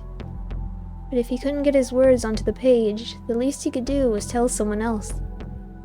With his last act, maybe he could still accomplish something.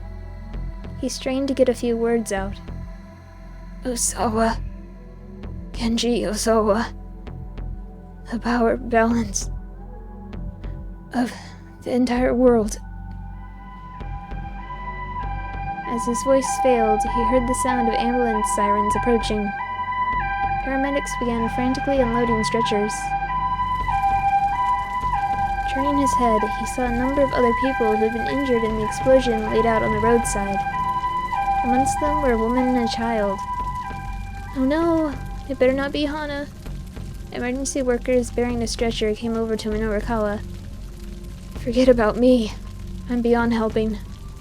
See to the others instead." Minorikawa shouted inwardly, but no one heard.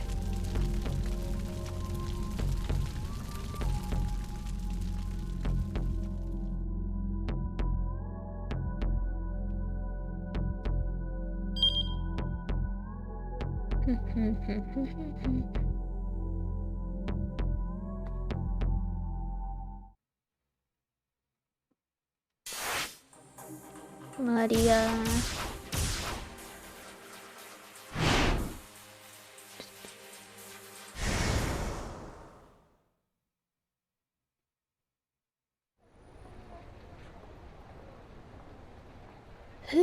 Exhausted.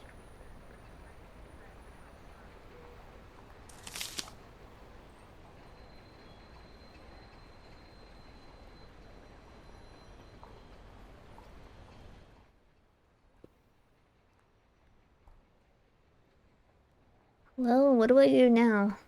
Do I go to the police? How would I explain the situation?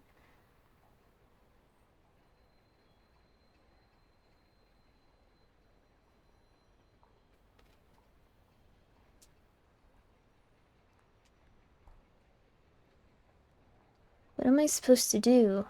I hang my head at a total loss.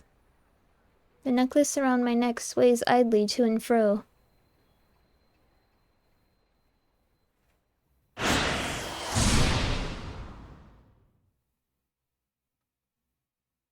Okay.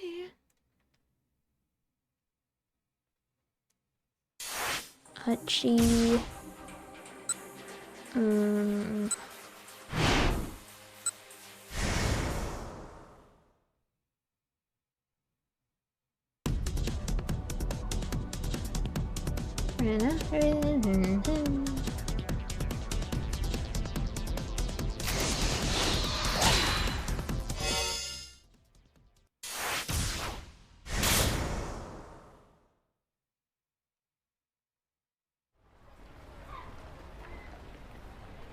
Eventually, I muster up the energy to start walking around town, heading nowhere in particular.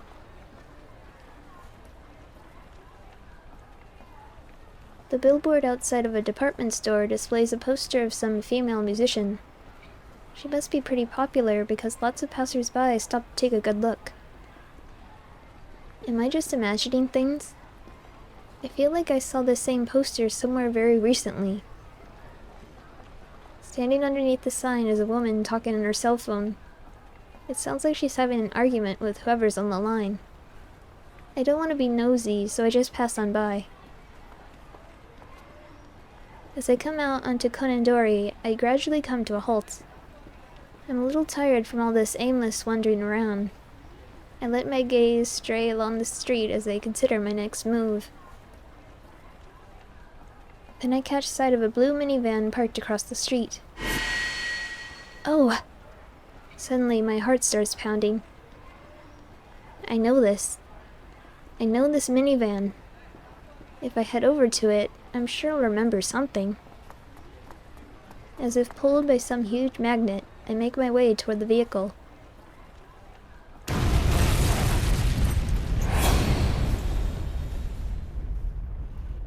There's a sudden, thunderous boom. I'm knocked flat by a blast of energy and the world goes all topsy-turvy. As I lie in shock, a wave of unfamiliar images fills my mind.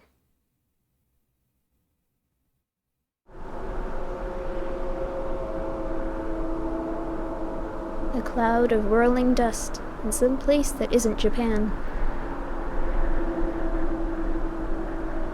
A simple room with unfamiliar architecture. A girl. And I know the girl's name.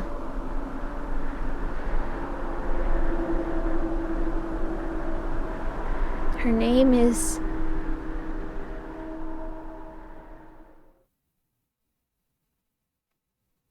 On the verge of that revelation, my consciousness fades away.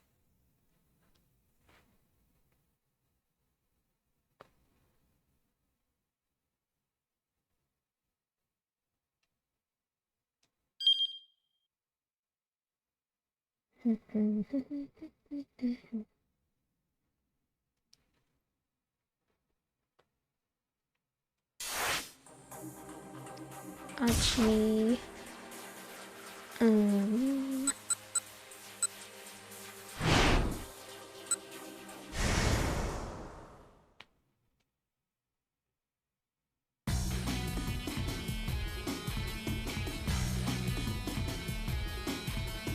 Sorry, Hana. Achi took a quick leap to one side. He managed to avoid crashing into her by taking a tumble himself, but the girl was still definitely a bit shocked. Sorry about that, Achi said. Are you alright? But the girl didn't answer or even meet Achi's eye. She just looked around as if in a daze. Was she waiting on someone, maybe? Odd kid, Achi thought. I hope she's okay. Once more, Achi and Hitomi set off running. Achi led Hitomi to me.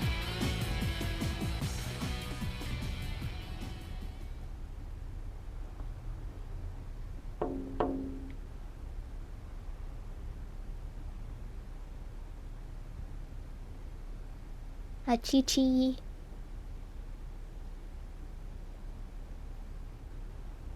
It's like, Kin-Iro Mosaic with Karen and Aya.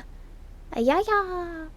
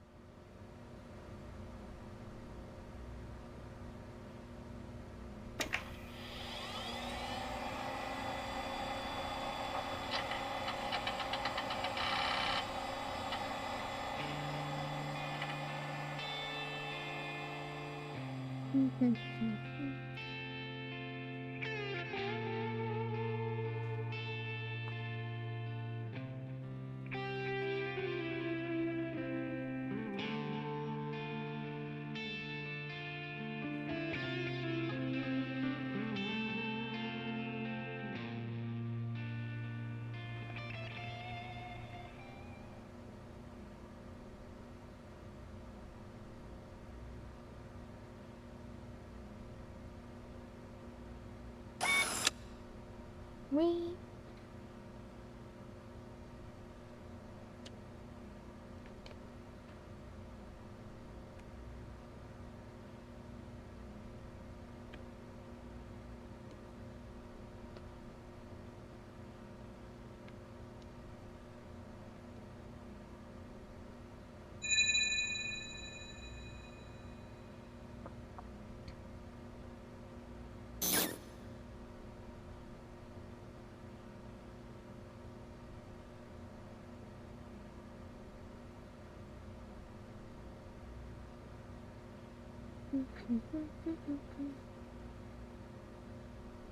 My bad.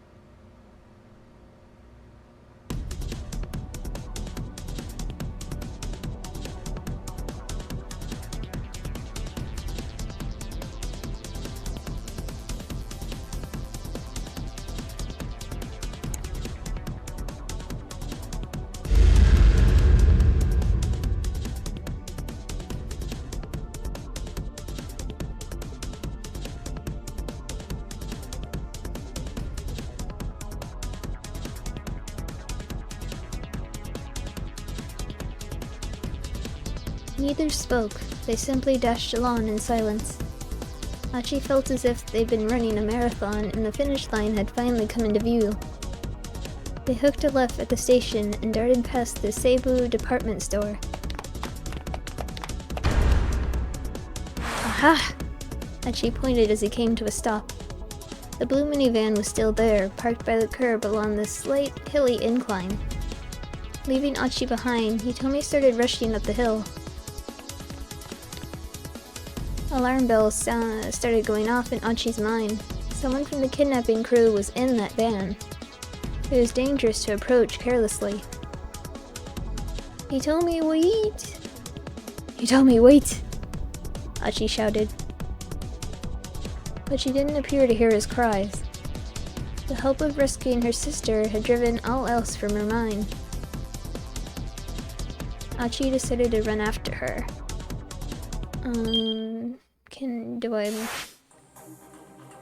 Maybe I move now?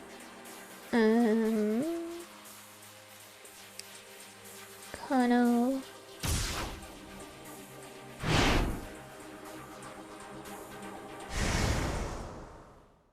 I'm guessing the "he told me wait" is the shout.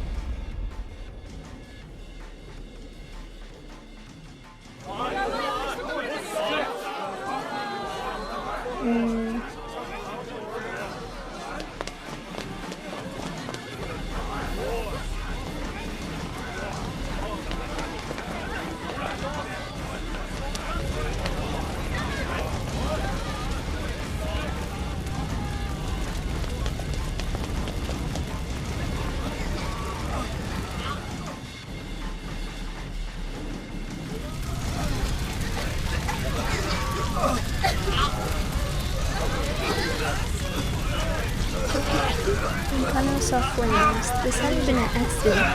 Someone had set off an explosion. The Shibuya precinct wasn't too far from here. Kano recalled the attempted bioterrorism attack on Kasumi Gaseki. That incident had begun with a van exploding outside of the Tokyo MPD station. Already, a large crowd of onlookers was gathering. Shouts rose up as they took in the scene. What's going on? What happened? That car's on fire. Kano called into HQ, then quickly slipped around to the back of the burning vehicle. It was a minivan. Peering at the flaming chassis, he could see that there was someone inside.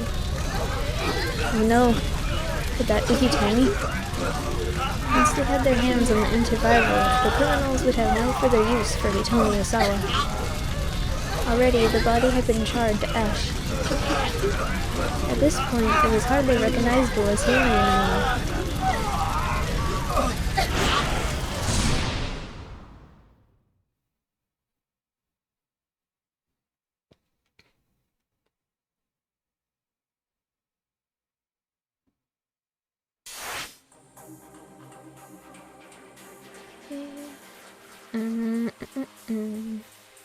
Maria.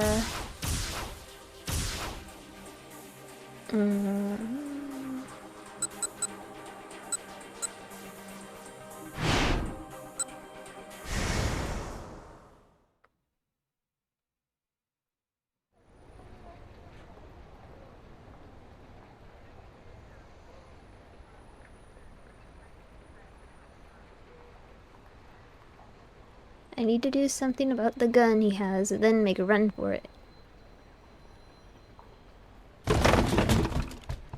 I pick up one of the crates that are lying around in the alley and hurl at the man with the cane. Then I book it right out of there.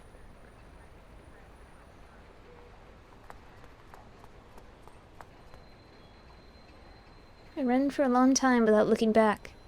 When I finally do take a peek over my shoulder, there's no sign of the guy following me. Slowing my run to a walk, I notice Miku, the girl I fought for those cases of burning hammer, sitting on a nearby staircase. Thanks for earlier, I call out. She gives me a puzzled look. You let me have those diet drinks from the knick-knack shop. Revelation dawns on her face. Oh, right. I didn't recognize you since you're not a cat anymore. What are you doing here? I ask. Just like, you know. She gives me a half-hearted smile. Say, where'd you learn Aiki Jujitsu? Huh? The question catches me off guard. I don't know what to say. Your Aiki Jujitsu, where did you learn it? My Aiki Jujitsu? Now that she mentions it, that's a great question. I mean, I must have learned somewhere, or my body wouldn't have moved the way it did back then. I wonder who taught me. Try as I might, though, I can't remember. Miku interprets my silence as a refusal to answer, She lets out an annoyed snort. Huh, what, is it a trade secret? Fine, then how long did you train? Not that long, I guess, probably? I'm just trying to avoid telling her I have amnesia, but she obviously thinks I'm being secretive. You know, she says angrily, after losing to you, I've completely fallen apart. I've lost everything. Do you know how that feels? To feel like you've lost hold of the thing that makes you you? I nod with conviction. I do know. I've lost things too. Like my memory. You do? Well, I just can't take this anymore. I'm having a complete breakdown of identity. I guess I'll come back to this.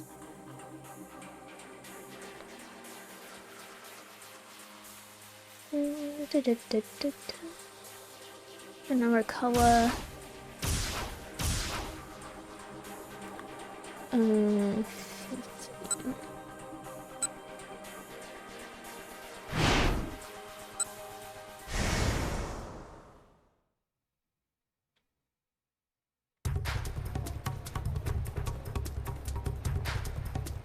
Knick-knack shop.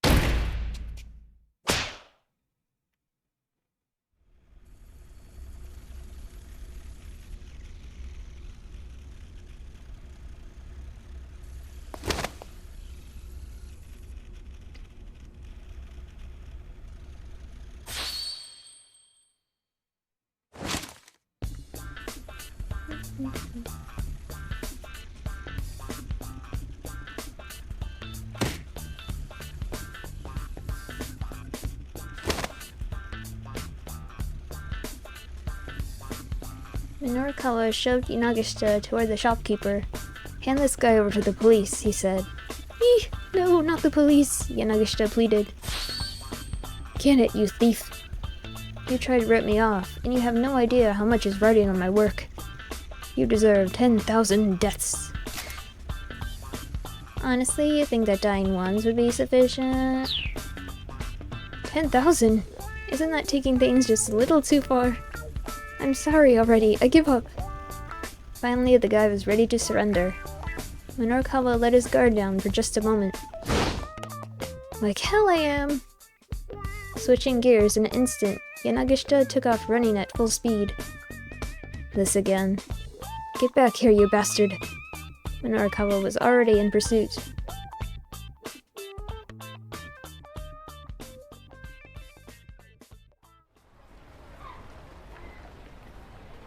He stuck with Yanagishita as far as Koendori before losing track of him. The guy sure knew how to make a getaway. Breathing hard, Norikawa stopped and took a look around the area.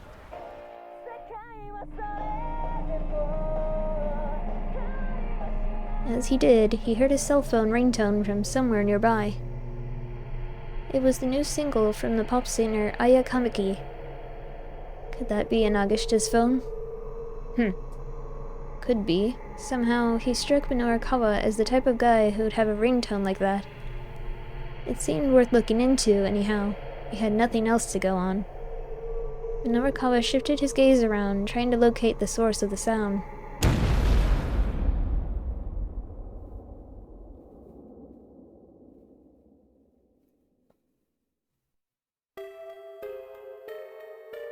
Suddenly, a massive fiery blast knocked him from his feet. By the time he realized it was an explosion, his senses were already shattered. What just happened? He couldn't see. He couldn't hear. He couldn't move his body. Where am I? For a while, all he could feel was an intense pain. But soon, even that faded away. And then, there was only darkness.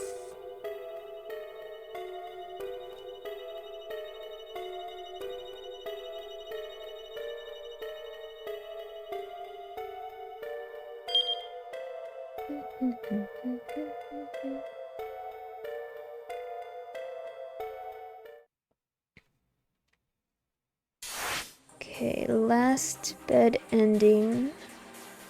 Maria.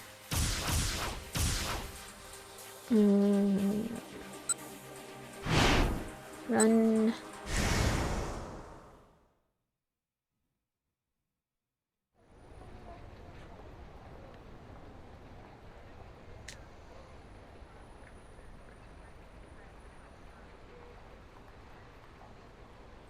Remain motionless.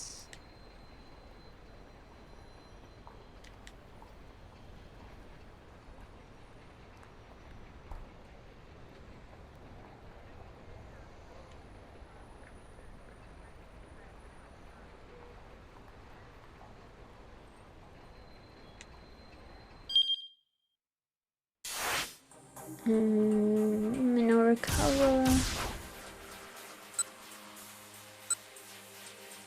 Okay.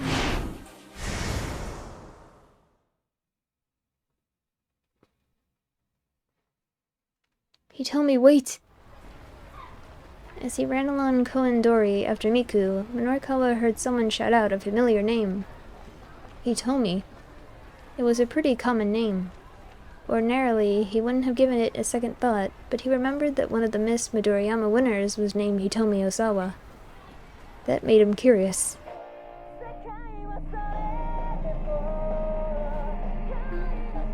A moment later, he heard a cell phone ringtone.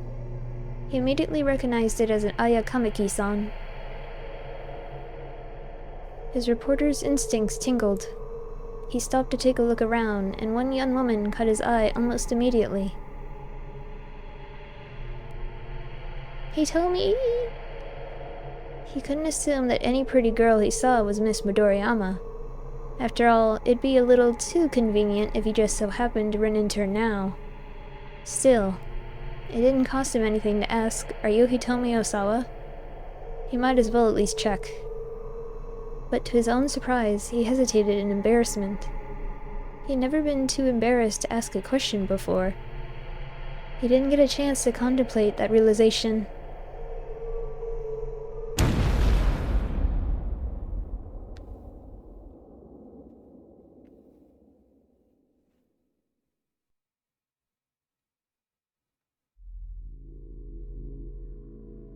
A massive fiery blast knocked him from his feet. A deafening roar set his head throbbing. What was that? What's going on? He lay in a daze on the ground, trying to wrap his mind around what had just happened. Behind him, there was a minivan fiercely ablaze. A minivan. An explosion. The first thing to pop into his mind was the attempted bioterrorist attack on Kasumi Gaseki 2 years earlier. An unoccupied minivan had exploded outside an MPD station, and afterward a device meant to scatter a dangerous biological agent had been discovered near the subway. In the end, no one had been harmed, but there were rumors that the government had paid a terrorist organization a hefty sum to keep it that way. Right now, Minorikawa was a stone's throw from the Shibuya precinct. Could this be a repeat of the Kasumi Gaseki case attack? The entire area was in an uproar. People were running around in panic. Minorikawa could see several injured people lying on the ground unmoving. And yet, despite the gravity of the situation, numerous onlookers were casually taking photos with their cell phones. Minorikawa got to his feet and went to try to get everyone away from the scene of the explosion. Hey, you guys, get back! There could be another bomb! Minorikawa looked around as he pushed back the crowd. He was getting the strong whiff of a scoop. He needed to write his copy ASAP, but he couldn't just turn his back on this situation now. Two young men were strolling toward the burning vehicle. They had the look of juvenile delinquents. Whoa, what the heck? Is this for real? Ain't this dangerous? Like, for serious? The pair tried to find an optimal vantage point. Hey, Minorikawa snapped. Don't get any closer. He spread his arms wide to hold them back. The young man came to a halt, but otherwise paid him no heed. Oh, this is bad. This is for real bad. Think this is a terrorist thing? Yo, get out your phone. Come on. But, like, do you think this is a terrorist thing? Dude, shut up. Just hurry up and call Susumu. The taller of the two, dressed in red, was ordering around his blue-clad companion. Huh? The boy in blue huffed. Man, do it yourself. Say what now? Bitch, this ain't no time to get yourself all worked up. Norikawa stood there, arms still held wide, getting more and more annoyed at their back and forth. Yo, just make the call, man. The young fellow in red scowled. He wasn't going to back down. Huh? Yo, what difference does it make if I do it or you do it? It doesn't make any difference, so it don't matter if you do it. Yeah, right, it don't matter. So in that case, you do it. Look, I'm telling you to just make the damn call. And I'm telling you to just make it your own damn self. Enough of this already. Norikawa opened his mouth to tell them off. But then the young man in red spoke again. Dude, the goods from over at Endo Electronics are gone. You gotta let Susumu know. The name Endo Electronics caught Norikawa's attention. Huh? Yeah, but ain't that all that Achi dude's fault for getting all huffy at us? I mean, it was Kiryu who told us to go find the Endo storehouse. Yeah, but Susumu don't like dealing in stolen goods. Says it dirties the SOS name. Well, what a coincidence. Looked like these two were SOS members. Hey, Norikawa called out, you two. He finally succeeded in getting their attention. Where's this Susumu fellow? I'd like to talk to him. He had no idea who Susumu was, having only heard the name just now. Still, from the way these two were talking, it seemed clear he held some position of leadership. You think I'd tell you if I knew? The fellow in red snarled. Norikawa kept his composure. Listen, you guys know the Tenryugumi? The Tenryugumi was a Yakuza syndicate that operated in Shibuya.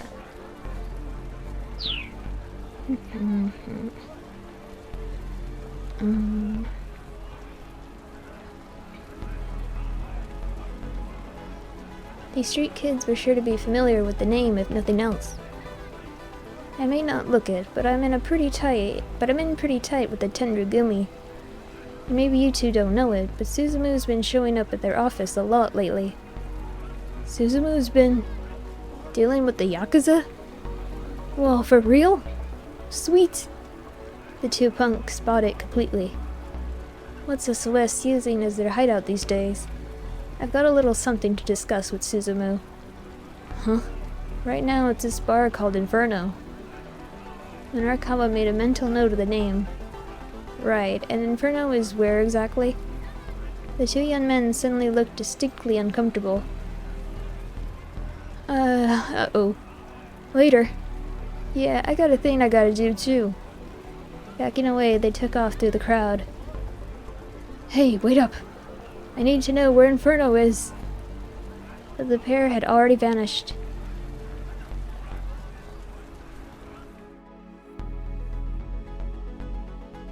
Ambulances began arriving at the scene and paramedics rushed out to tend to the wounded. Excuse me, would you mind answering a few questions? Norikawa turned to see a man in a suit approach him, flashing his badge. Jump.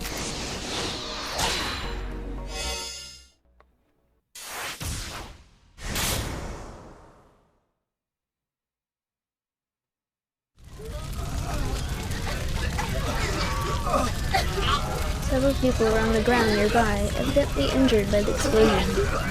A girl in a hoodie was crouched among them, doing her best to tend their injuries.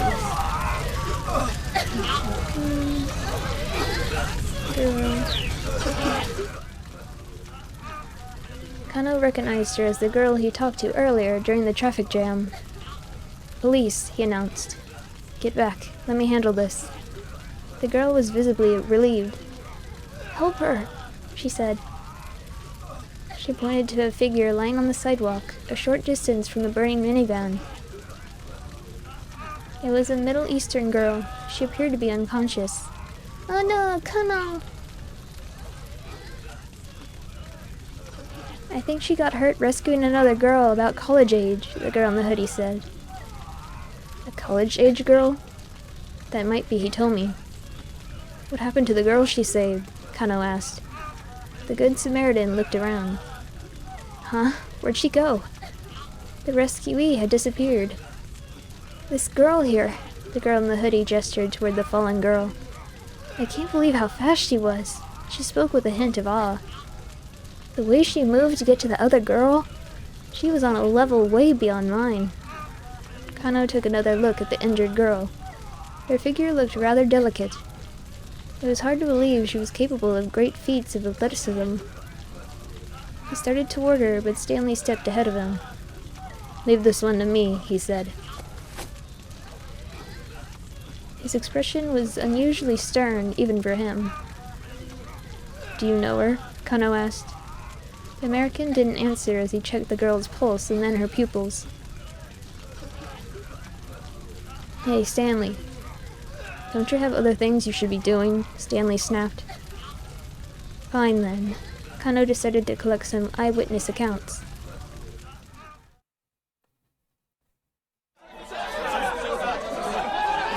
Patrol cars and ambulances arrived at the scene in a steady stream. Once the vehicle fire was under control, things gradually began to calm down. Several officers worked to cover the area around the burned minivan with a blue tarp. Kano got his questioning underway, starting by flashing his badge at a man near the front of the crowd. Excuse me, would you mind answering a few questions? The man puffed himself up. How about you answer a few questions for me? Was this an accident or an attack? We still don't know many details, Kano admitted. The man shoved his finger in Kano's face. Let me rephrase that for you. This is a major incident. Huh. I've been around the block a few times, and I know all your police PR lingo. And when you start talking about the details, that is 100% indicative of a major incident. Well, I sure picked the wrong guy to try to talk to. Stifling his frustration, Kano continued his questioning. Did you happen to notice anything unusual prior to the explosion? Unusual? Now that you mention it, I think I heard a cell phone ringtone. A ringtone? No, never mind, forget that. There's no way the ringtone on someone's phone would be audible through all of that. The man was probably right, but somehow the idea nagged at Kano. He jotted down a note in his pad. Kano. It was Stanley. Perfect timing. Thank you for your cooperation, Kano told the man. Then he hurried on his way. Stanley stepped in close enough to whisper. Who was that guy? An eyewitness to the explosion, apparently. Did he have any info? He said he heard a cell phone ringtone at the time of the explosion. Not sure if that's significant, though. Stanley stood silently for a moment, thinking. What about the girl? Kano asked. Has she woken up? No. I'm going to drive her to the hospital. Huh? Why do that yourself? Just look around, Stanley said. He cast his eyes out over the scene. There were still many injured people lying on the roadside. It seemed the authorities hadn't sent enough ambulances. But isn't your car back in Mariamacho? Kano asked. Under the circumstances, I think it makes sense for me to go back for it, Stanley replied coolly. Besides, I have a few things I'd like to ask her. Kano was curious. You do? He asked.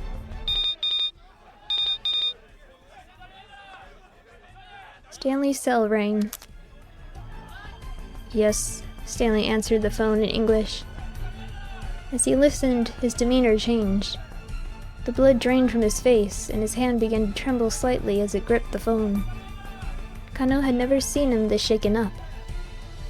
You got it, Stanley said at last. He hung up the phone and let out a sigh. What is it? Kano asked. Stanley headed into an alley without responding. Kano hurried after him. Once they were out of earshot of the crowd, Stanley finally spoke.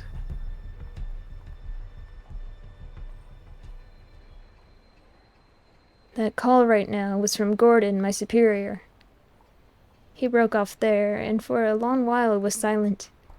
He appeared to be struggling with some strong emotion.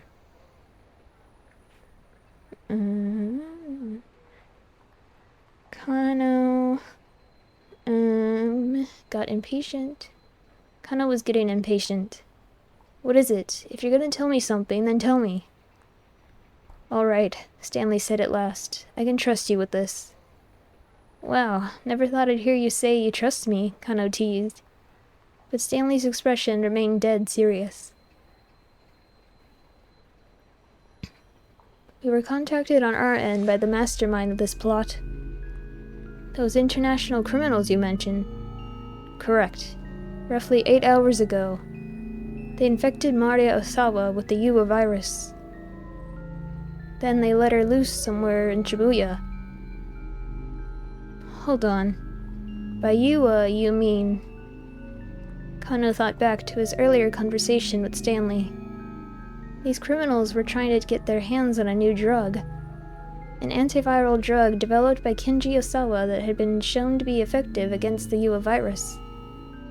Stanley hesitated before continuing. This is a killer virus with a 100% mortality rate once it takes hold. Kenji Osawa's antiviral is our only means of combating it. A mortality rate of 100%. It has an incubation period of 12 hours.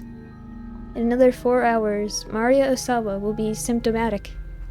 After that, she'll begin spreading the virus through the city. It's capable of airborne transmission. Stanley nodded. If we don't administer Kenji Osawa's antiviral before she develops symptoms? Yes. Kano's voice was trembling now. Stanley spoke with complete certainty. Everyone in Shibuya is going to die. Well, then we need to find Maria Osawa and get the antiviral to her as soon as possible, Kano said, panicking. Stanley remained cool. Just calm down. There's more to the story than... Stanley was interrupted by a strange sound from the upper floors of a nearby building. Unsure of what it was, the two men hurriedly relocated.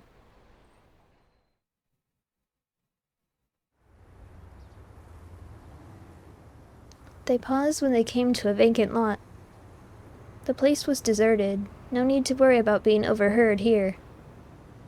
You said there was more to the story, Kano prompted. The antiviral in question is stored in Kenji Osawa's laboratory. The lab is protected by a sophisticated security system, and apparently the storage area where the drug is kept requires fingerprint authentication from both Osawa and Tanaka. What? But Tanaka's... Kano couldn't help but gasp. Tanaka was currently a fugitive, the prime suspect in the kidnapping case. There was no chance of getting any fingerprint authorization from him at this stage. Is there any other way to get in? Kano asked. The door can also be unlocked via password in place of the fingerprint scanner. But we'd still need to know what Tanaka chose for his password. No. In any event, Stanley said, it's essential that we track down and secure Maria. But, he went on, his voice grave, even if we got Maria to safety, the mastermind is now in possession of the Yuwa virus. If they want to, they can unleash a bioterrorist attack on Shibuya at any time. To put it bluntly, the lives of every man, woman, and child in the city are in their hands. Kano felt a pulse of fear deep down to give him vertigo. He slowly tilted his head and gazed at the sky, vast and blue as always. There had to be tens of thousands of people in Shibuya right now.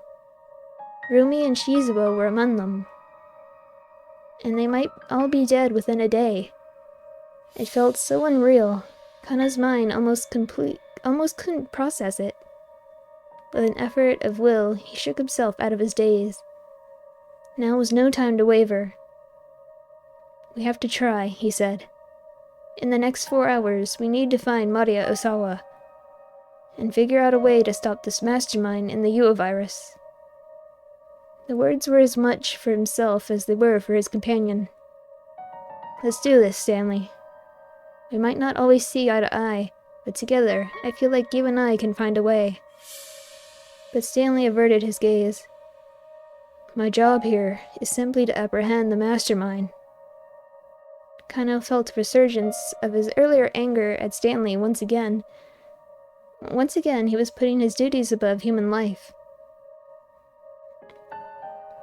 "I'm sorry." Stanley's voice was a quiet mutter. "You should get away from Shibuya as soon as possible, Kano." Kano hadn't imagined that the American would ever be worried for him. "I appreciate the warning," he said, "but I'm seeing this through to the end. This isn't the sort of thing you can solve with just an effort of willpower. Even so, giving up isn't the Japanese detective way." Stanley let out a nasal chuckle. "Back to that again, are we?" "Same to you." Kano managed a tiny chuckle of his own. "Listen," Stanley went on after a moment. "This is just between you and me. The mastermind behind this kidnapping case is an arms dealer who goes by the name Alfred. Alfred?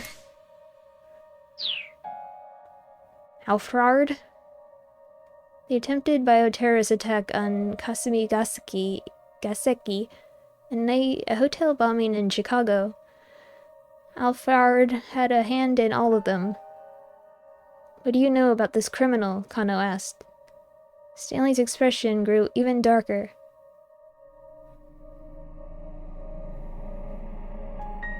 "Alfred's signature is extremely meticulous planning. But I don't mean meticulous in the same way you and I might normally think of it. Their plans are perfectly imperfect.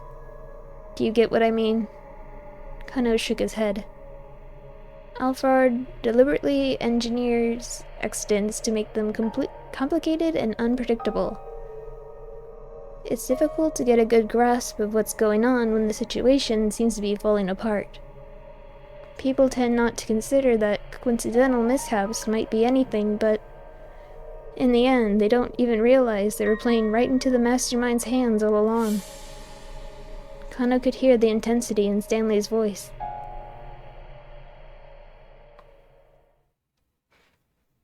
"I'm afraid that's all I could say." Stanley held out his right hand. "See you around, Kano, if we're still alive." If we're still alive. Kano let that sink in for a moment. "Nah, I'll shake your hand after we finish this case." With a slight smile, Stanley withdrew his hand. Then the two bumped fists instead. "All right, we'll meet again, Kano. I'm sure of it. Yeah, see you then."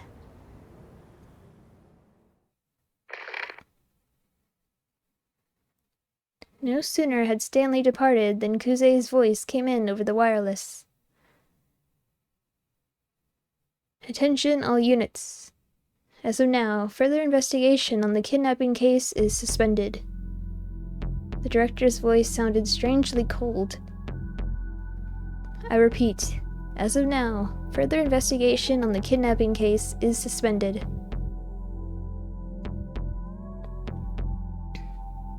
"Wait, hold on, sir!" Kano shouted.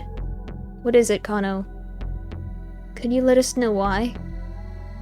"We've received information that Maria Osawa has been infected with an unknown virus, and has been released somewhere in Shibuya. That matched up with what Stanley had said earlier. An anti-bioterrorism security force will probably be deployed in Shibuya. This is no longer a simple kidnapping case. Our part in this is finished." "No, it's not. We haven't managed to resolve anything." Kano, I assure you everyone else feels the same as you do. Kuze's voice had a cautionary tone. They're still performing the autopsy on the body found in the blue minivan that exploded. I'll let you know once we have a positive ID. Kuze out. Director! But the line had already gone dead. Left at a loss, Kano gazed out at the cityscape. The sight of the bombed vehicle had calmed down briefly, but now that the news networks had been reporting, the herd of onlookers was growing. There was also a sizable crowd gathered outside of a large home electronics store. The large LCD televisions on display were showing a press conference being held by the governor of Tokyo.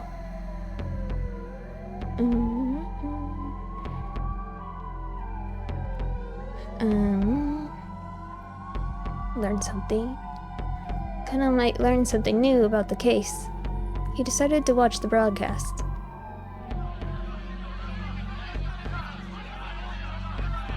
Worked closely with the administration, we are keeping a careful eye on the situation as it develops. The governor's expression was solemn as he spoke. The moment he finished his statement, the reporters bombarded him with questions. This seemed similar to the bioterrorist attack on Kasumi Gaseki 2 years ago. Is there any possible connection? What countermeasures do we have in the event that Shibuya is the target of bioterrorism? The governor was visibly disconcerted. If this does turn out to be a bioterrorist attack, we will establish emergency shelters, with a large-scale quarantine station at Yoyogi Park.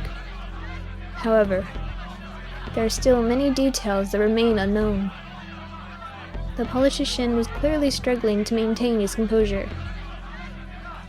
Can you comment on the rumors we're hearing that Shibuya might be blockaded off? Don't be ridiculous, the governor barked. What outlet are you with? Are you trying to start a panic when we don't even know all the details? Besides, it wouldn't even be possible to blockade the whole of Shibuya. The press conference continued. The governor and the reporters locked in a belligerent back and forth.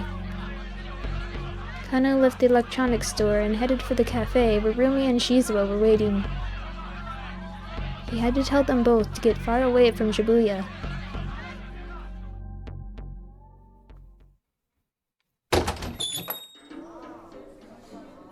The Café Le Trek seemed quiet when Kano arrived. Shizuo was sitting alone. Kano scanned the establishment, but didn't see Rumi anywhere. One of the staff greeted him. Welcome. Just one, sir? No, I'm meeting someone, actually.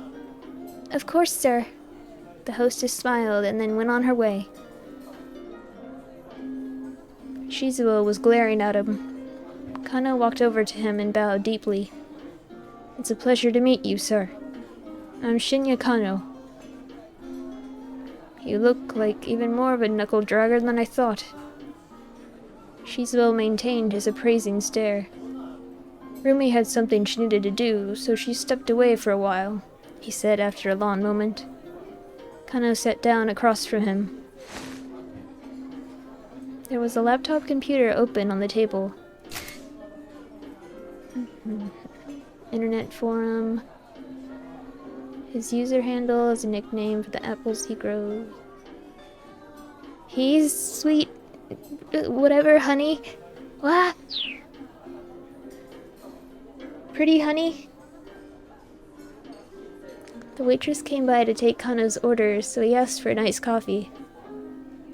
What are you using the computer for? Kano asked. I'm on the internet. Shizuo's voice was low and gruff. This cafe has an internet connection. May as well start with this little small talk. So what? Again, Shizuo glared at Kano. The words wouldn't come.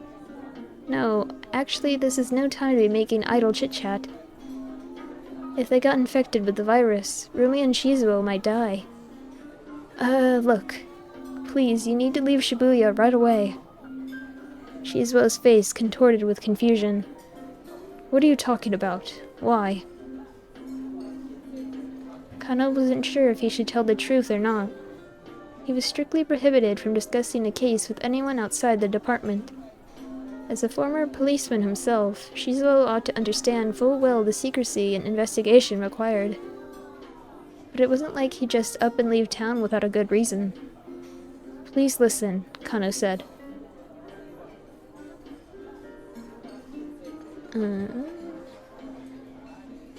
There's a risk...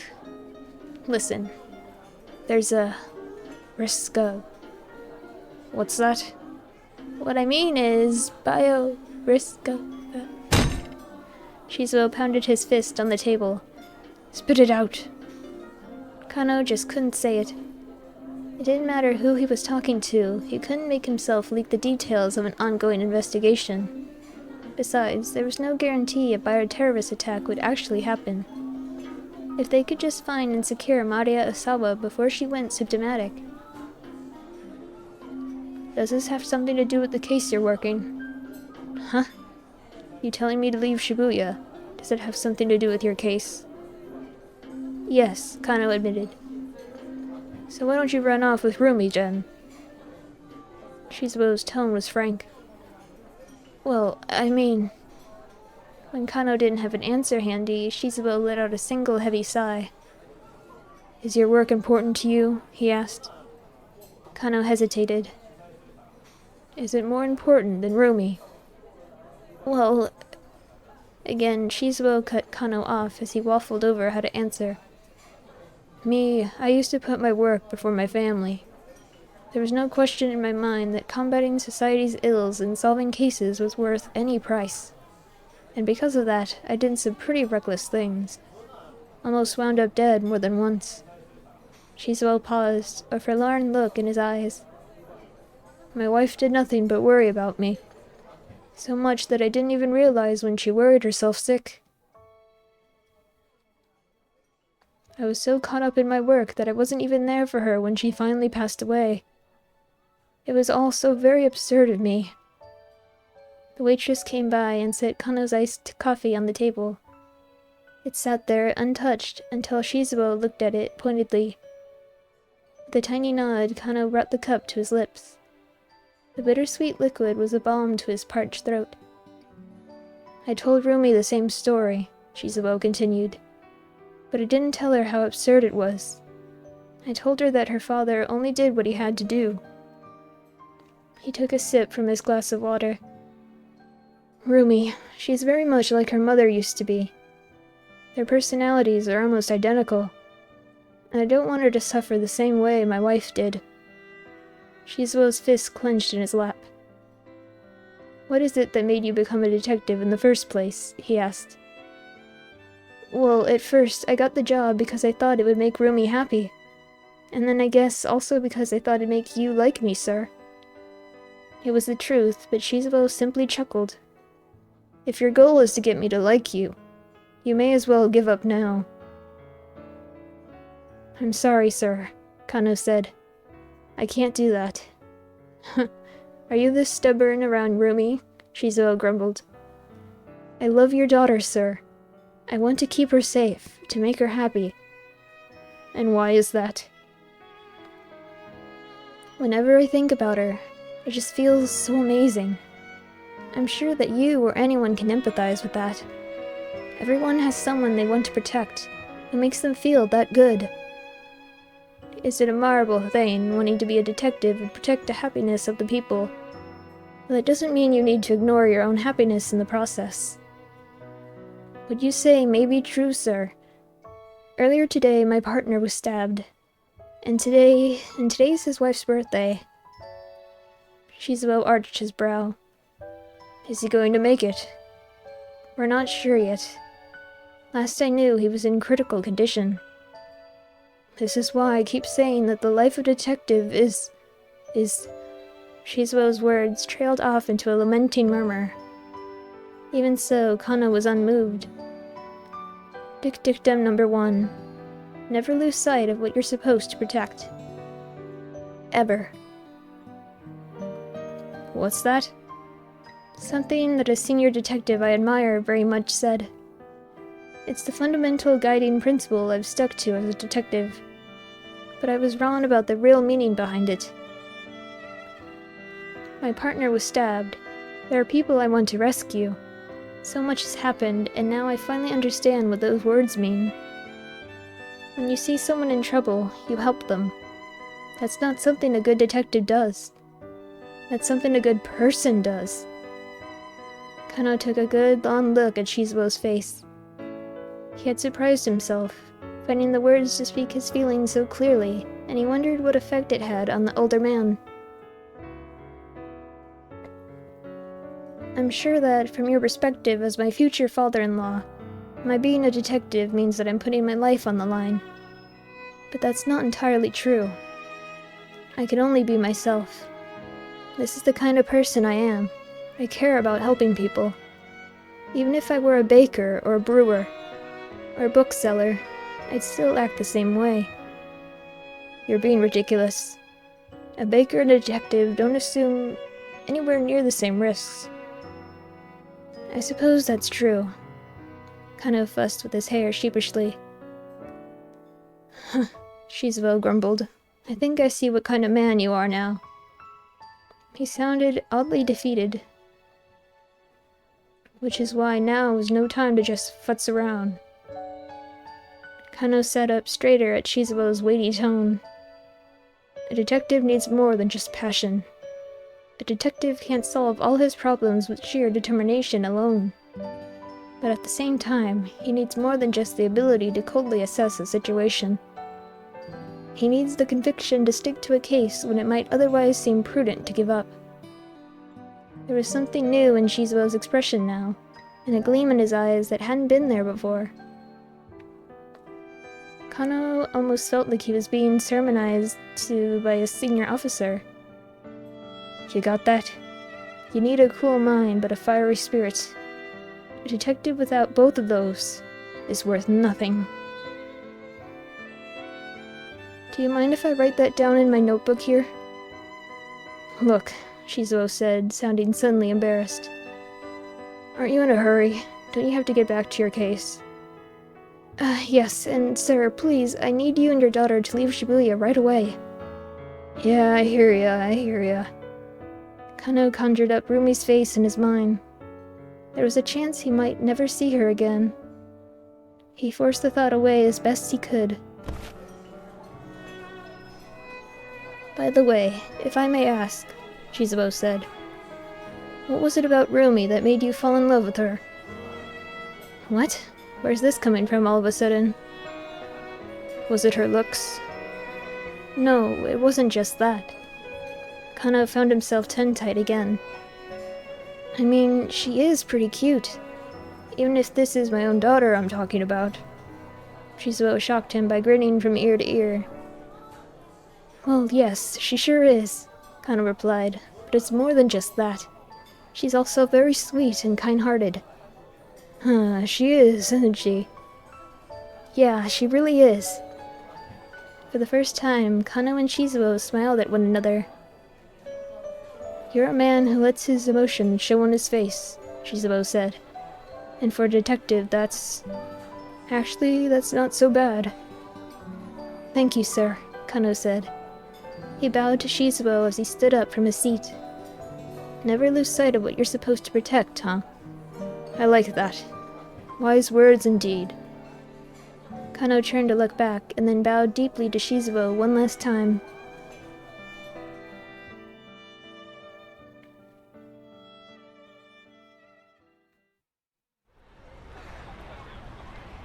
The ability to coldly assess a situation.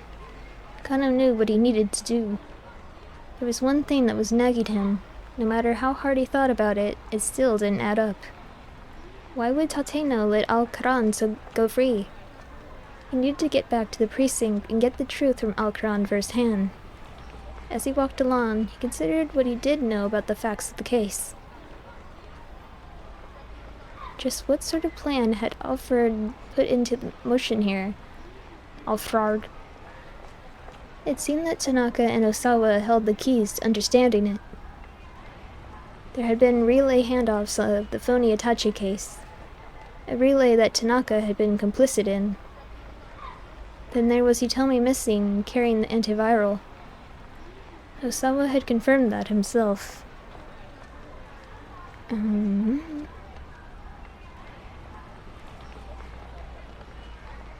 Jump.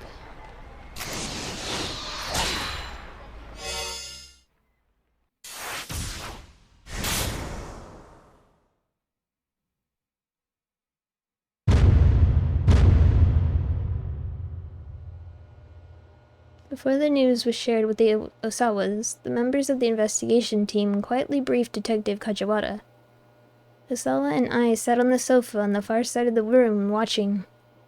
They could see Kajiwara go pale. He wiped the sweat from his forehead with a handkerchief several times. Bad news, Osawa thought. Mr. Osawa, ma'am. Kajiwara shuffled his way over to them at last. We've just gotten word from headquarters. Let's move. Norikawa.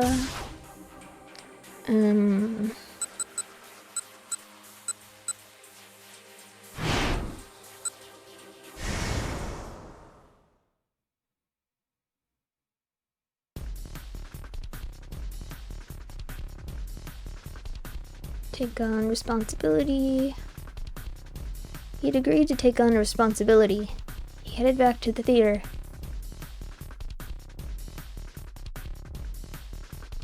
When he got there, he flagged down the first guy he saw to tell him about the dry ice machine. Hey, make sure you remember what I'm about to tell you, okay? The dry ice machine is broken. The man stared back at him blankly, but Minorikawa just forged ahead.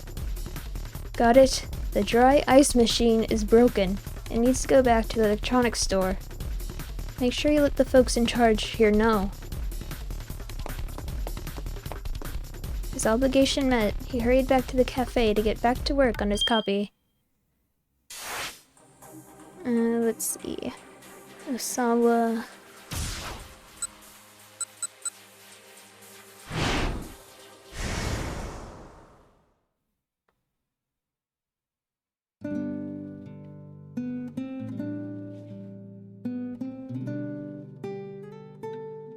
Is something wrong, Mr. Osawa?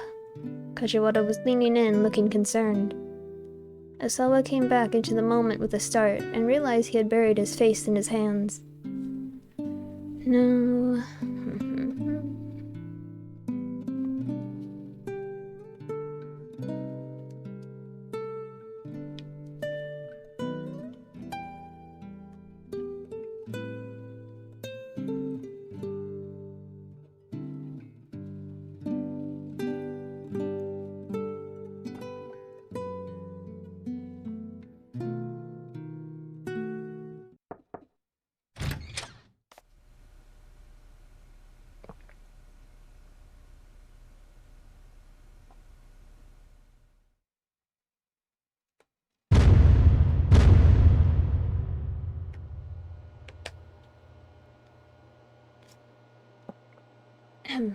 Before the news was shared with the Osawas, the members of the investigation team quietly briefed Detective Kajiwara. Osawa and I sat on the sofa on the far side of the room, watching. They could see Kajiwara go pale. He wiped the sweat from his forehead with a handkerchief several times. Bad news, Osawa thought. Mr. Osawa, ma'am. Kajiwara shuffled his way over to them at last. We've just gotten word from headquarters. He hesitated ominously. Osawa braced himself. Please, let's hear it. First, about your daughter, Hitomi. Kajiwara's expression was grim. The body of a young man named Achi Endo was discovered near Shibuya Station. The name meant nothing to Osawa. In a building not too far from the scene, The detective swallowed. Your daughter, Hitomi, was found dead.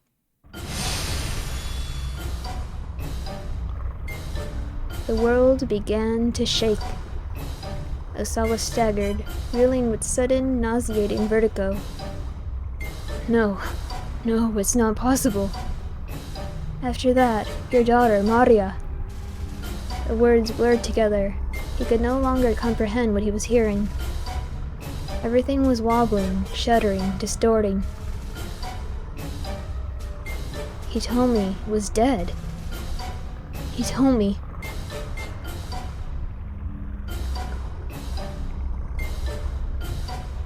At those words, Osawa's whole world went dark, as if someone had just yanked the curtains closed.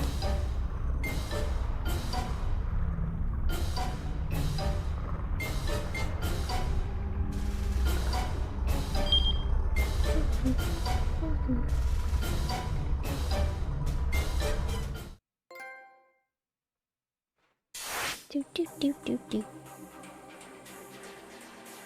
Okay. Minorikawa.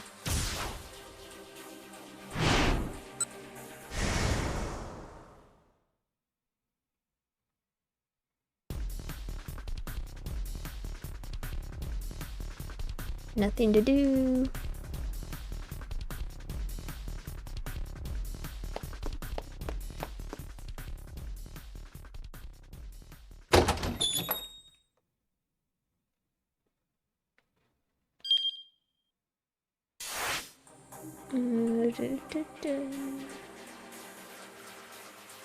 Achi.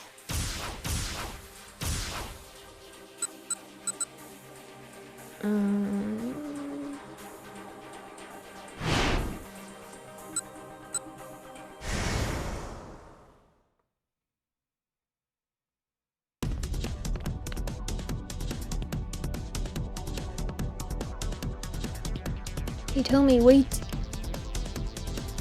Achi shouted, but she didn't appear to hear his cries. The hope of rescuing her sister had driven all else from her mind. Achi started to run after her. Hitomi had reached the vehicle already. She brought her face close to one of its windows, but the tinted glass obscured the view inside. Hitomi circled around to the minivan's other side. Achi saw her grasping at the door. She slipped out of his view for just a moment.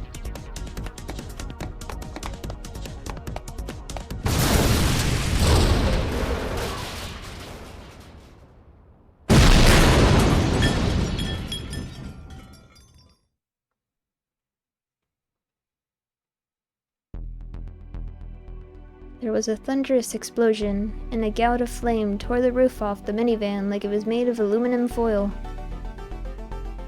Hitomi? Horrified, Achi charged through roiling smoke, searching for Hitomi. He saw two figures sprawled on the street, several meters from the van. Hitomi and Kanon. Hitomi, wake up! Achi cradled her in his arms, and her eyes drifted open faintly. Are you okay? Are you hurt? Hitomi didn't appear to understand him. Her only response was a blank, dazed look. There was a small patch of red on her face. Achi wiped it gently away with a finger. He saw no further signs of bleeding. She must have been splattered by someone else's blood then. God! As far as he could tell, she hadn't been gravely injured. Achi let out a sigh of relief. Hitomi, is she alright? Kanan stirred on the ground. Her clothes were scorched in places, and she was bleeding from her head. Kanan, did you save her?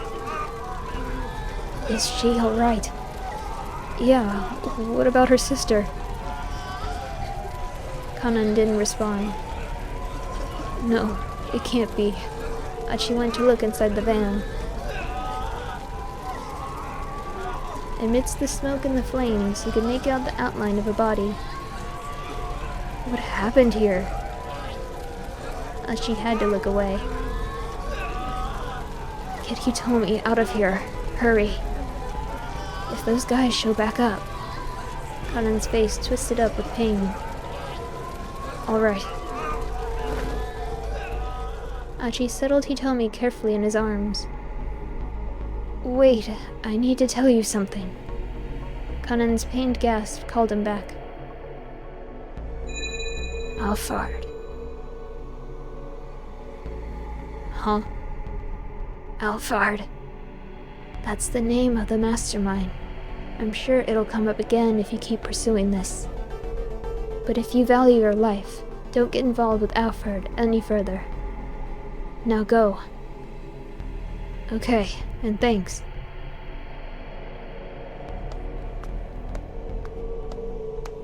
With Hitomi in his arms, Achi hurried from the scene. He wasn't sure where he was headed. He just wanted to get away, wherever that meant. He carried her past the crowd of onlookers that had swiftly begun to assemble. The flames of the burning van rose ever higher, roaring up toward the heavens.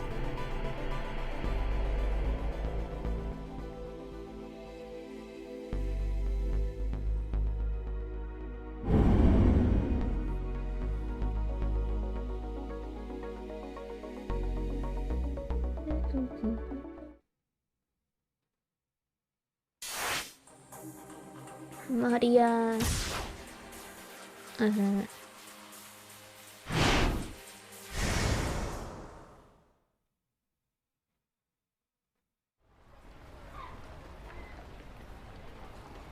Eventually, I mustered up the energy to start walking around town, heading nowhere in particular. A billboard outside.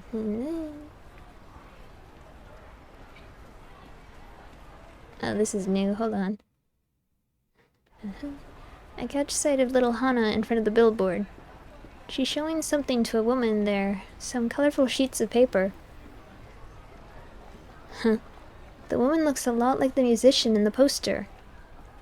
Moreover, I have the feeling I've seen her someplace before. Where could I have seen her? Man, having amnesia is really a pain in the ass. I have no way of knowing whether I've forgotten something or had no memory of it in the first place. The woman looks through the papers Hana held out to her, nodding approvingly at each one, and I can hear her murmur with admiration. Hana! I wave as I scamper on over to her. As I do, the woman abruptly hurries off. Hey, we meet again, I say. Hana just gives me a bored look. Who was that just now? I ask. I don't know. Hana quickly gathers up her belongings and starts walking briskly away. Hey, wait up! I call out. The girl ignores me. She's moving at a jog now, heading from Spanish Hill towards Koendori. Oh no! As she steps out onto Koendori, she trips and falls down hard. The contents of her bag spill out onto the road. Whoops. Catching up to her, I gather up some of the fallen pages. What's this? There are poems written on the colored paper.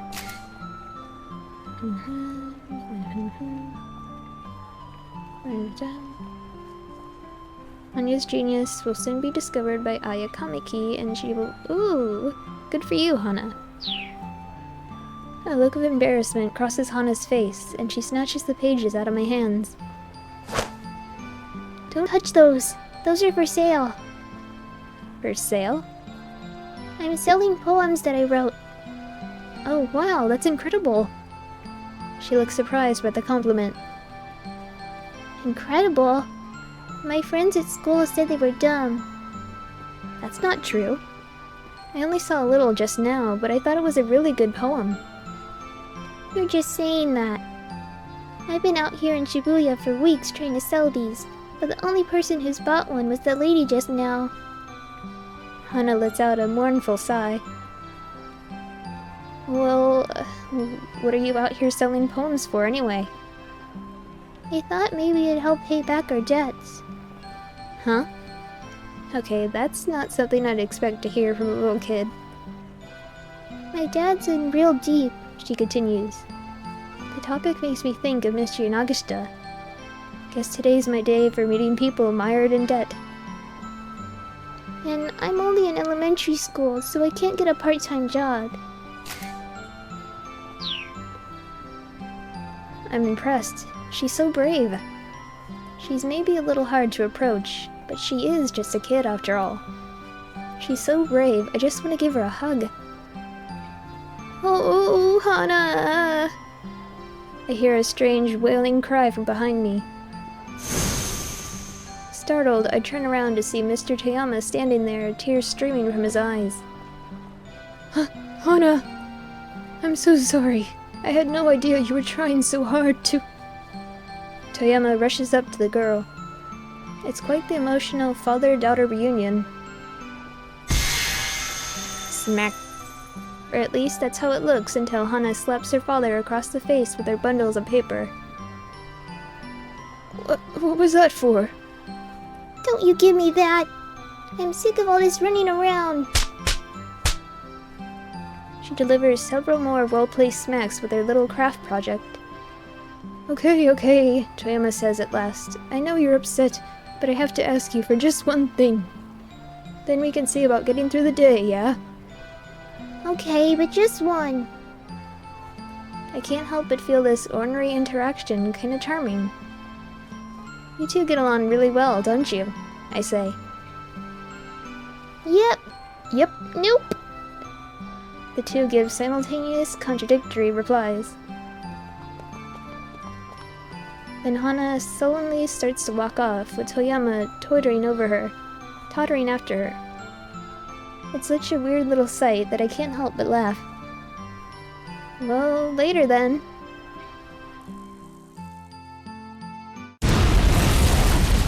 Oh.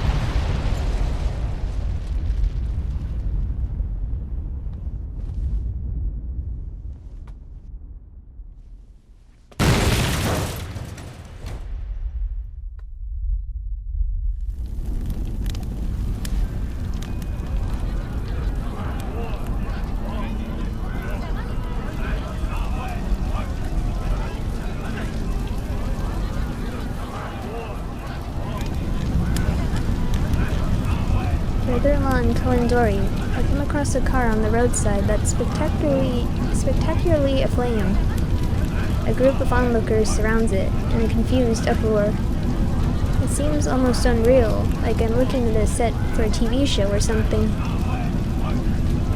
I stand there, staring into the flames. Huh? What's that? I can see something.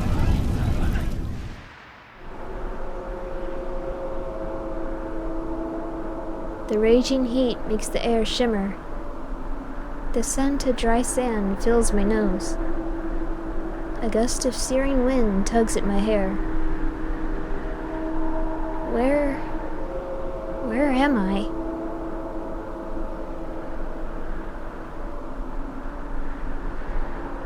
Decaying roads.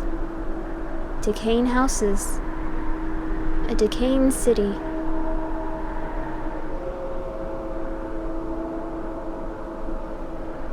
And the people who live there. People who live. People who live. People who live. There's someone by my side. Someone is with me, watching all of this.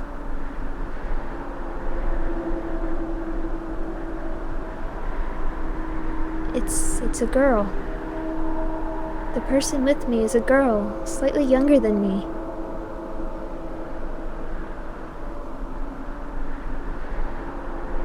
She says something to me. Aya ismu.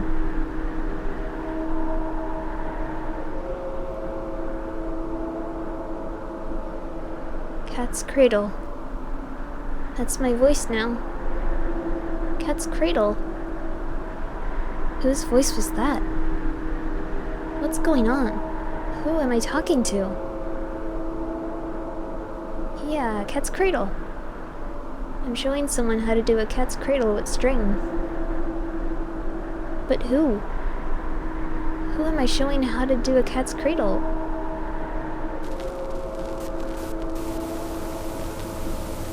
Kana?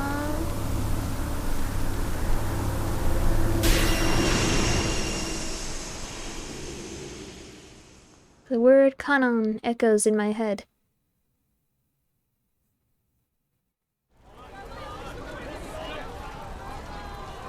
Kanon. I uttered the name aloud. The images floating through my mind are beginning to break up and vanish. But I feel like, for a brief moment at least, I'd caught hold of the edges of some of my lost memories. That's right. Kanon. As soon as I say it, I'm filled with a powerful sense of duty. There's something I'm responsible for, something that I needed to do. And if I don't, this Kanon person is going to be in grave danger. Calm down. Just calm down. I'm pleading with myself now, fighting the impulse to take off running. If I did, where would I go? I have no idea what my destination or my goal even is. Please remember something. Please. I gaze out at the flames, practically praying now. Don't move. A voice hisses in my ear, and I feel something hard press against my back.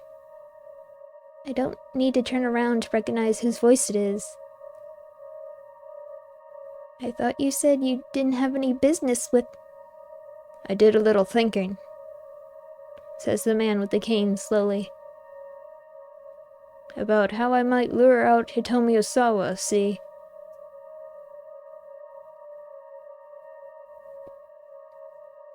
I'm going to use you as bait.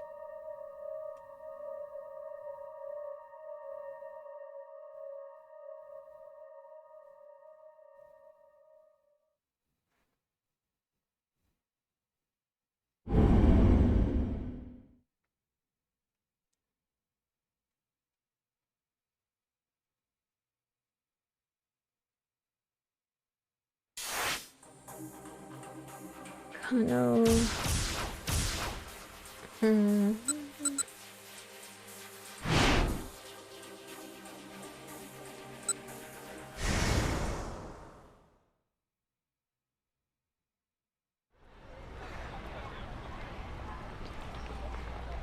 Just what sort of plan had Alfred put into motion here?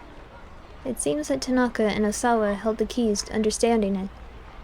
There had been relay handoffs of the phony Itachi case, a relay that Tanaka had been complicit in.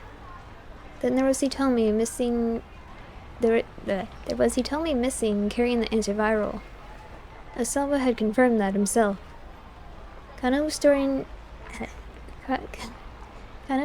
to form a vague picture of what Alfred was up to. If the mastermind's goal was to acquire the antiviral, then obtaining the cooperation of Osawa and Tanaka was vital to the plan. After all, their fingerprint verification was required to physically access the drug. In order to overcome that hurdle, Alfred had presumably managed to win over Tanaka somehow, and had then kidnapped Maria Osawa to provide leverage against her father. No doubt that was how they got Hitomi to take the antiviral with her to Hachiko. While the police were distracted by following the Itachi case, Alfred would then take the antiviral from Hitomi. That was the general plan as far as Kano could surmise. Just then, a call from Kuze came in over the wireless. We've identified the body found inside the blown-up minivan. Kano's hand tingled as it gripped the wireless. Mamoru Tanaka, male, 40 years old. An employee of Okoshi Pharmaceutical. Positive ID was obtained from the subject's personal belongings. What? Kano gasped. If Tanaka was dead, it would now be almost impossible to access the antiviral drug in the laboratory. At this point, the only antiviral they had any chance of obtaining was whatever Hitomi was carrying. Kano thought back to what Stanley had said earlier. Even if we get Mario to safety, the mastermind is in possession of the Yuba virus. If they want to, they can unleash a bioterrorist attack on Shibuya at any time. To put it bluntly, the lives of every man, woman, and child in the city are in their hands.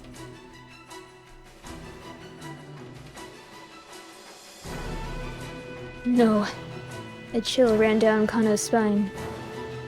If someone did release the Yuba virus, there would be no way to stop it from spreading. If Alfred really was planning a bioterror attack, Shibuya would well and truly become a city of the dead. He couldn't help but feel that the whole department was playing right into Alfred's hands. Kano staggered, physically stricken by the realization of just how terrifying a foe they were up against.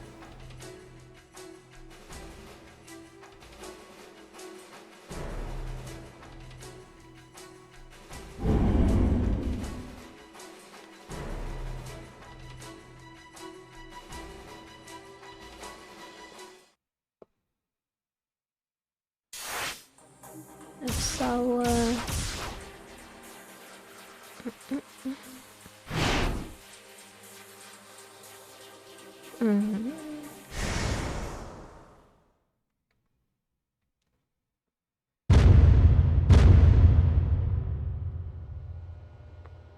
Before the news was shared with the Osawas, the members of the investigation team quietly briefed Detective Kajiwara. Osawa and I sat on the sofa on the far side of the room watching. They could see Kajiwara go pale. He wiped the sweat from his forehead with a handkerchief several times. Bad news, Osawa thought. Mr. Osawa, ma'am. Kajiwara shuffled his way over to them at last. I've just gotten word from headquarters. He hesitated ominously. Osawa braced himself. Please, let's hear it. It would seem that your daughter Maria is safe. What? Osawa felt an unexpected surge of relief. You mean it? The case has been solved, added I. For a moment, they almost sounded like a happily married couple. It was only the stern look on Kajiwara's face that gave them pause. However, as of yet, we do not have her in custody. I'm not sure I understand, Osawa said. You know she's alive, but you don't have her? How? Deep furrows appeared in Kajiwara's forehead. I'm sorry, sir. The information we received from up top is complicated.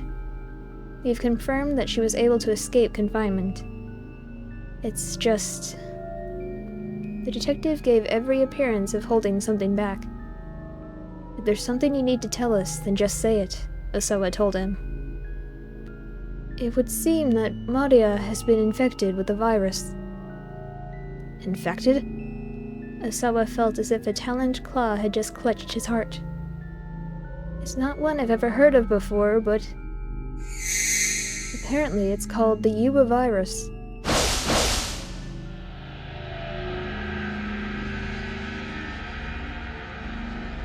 Osawa's vision went dark. He felt as if he'd plunged into a black void of despair. Darling? I asked raspily. She didn't need to put her fears into words. Osawa felt them just as plainly in his own gut. You're an expert on virology, aren't you, Mr. Osawa? Kajiwara said. Are you familiar with this Yuba virus? Osawa held up a hand to forestall further questions. There was no time for that. How many hours ago was she infected? He demanded. I wasn't told that much. Is that important to know, sir? Depending on when Maria was infected, we may or may not still be... Osawa trailed off abruptly as the reality of the situation struck home. This wasn't the same as when he told me he had been infected. Right now, there was no way of getting Tanaka's cooperation, which meant there was no way of accessing the antiviral storage. In other words, getting the cure to Maria would be impossible. Osawa's head swam. Detective Kajiwara, I beg of you. Your people need to catch Tanaka as soon as possible. I can't share the details, but if you don't, something terrible is going to happen. Just then, Kajiwara's cell phone rang. He picked up quickly. What did you say? The detective's shout shattered the anxious silence that had fallen. I shuddered visibly at the outburst. Kajiwara nodded sharply, still listening. More creases formed in his forehead. Understood. I'll let them know. He hung up. All eyes were on him. That was headquarters. Osawa swallowed the lump in his throat. He could feel himself quaking all over. A minivan we believe belonged to the syndicate exploded near Jinan in Shibuya. A body was found amongst the burning wreckage of the vehicle. Who was it? Osawa interjected. Tell me. Please don't let it be Maria. Please don't let it be Hitomi.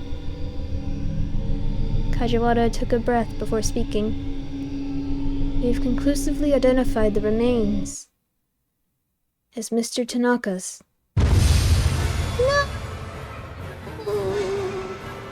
The cry was visceral, almost bird-like. Osawa looked around in surprise. It was I. It's not true!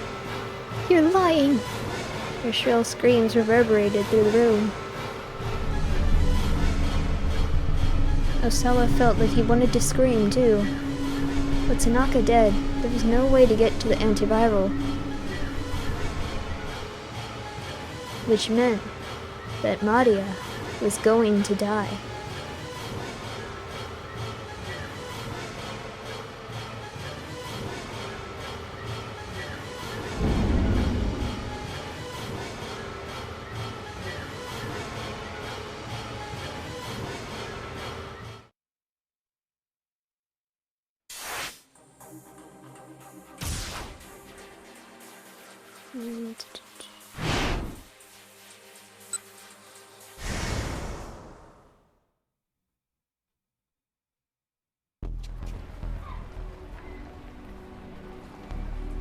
So, a detective with questions for him, huh?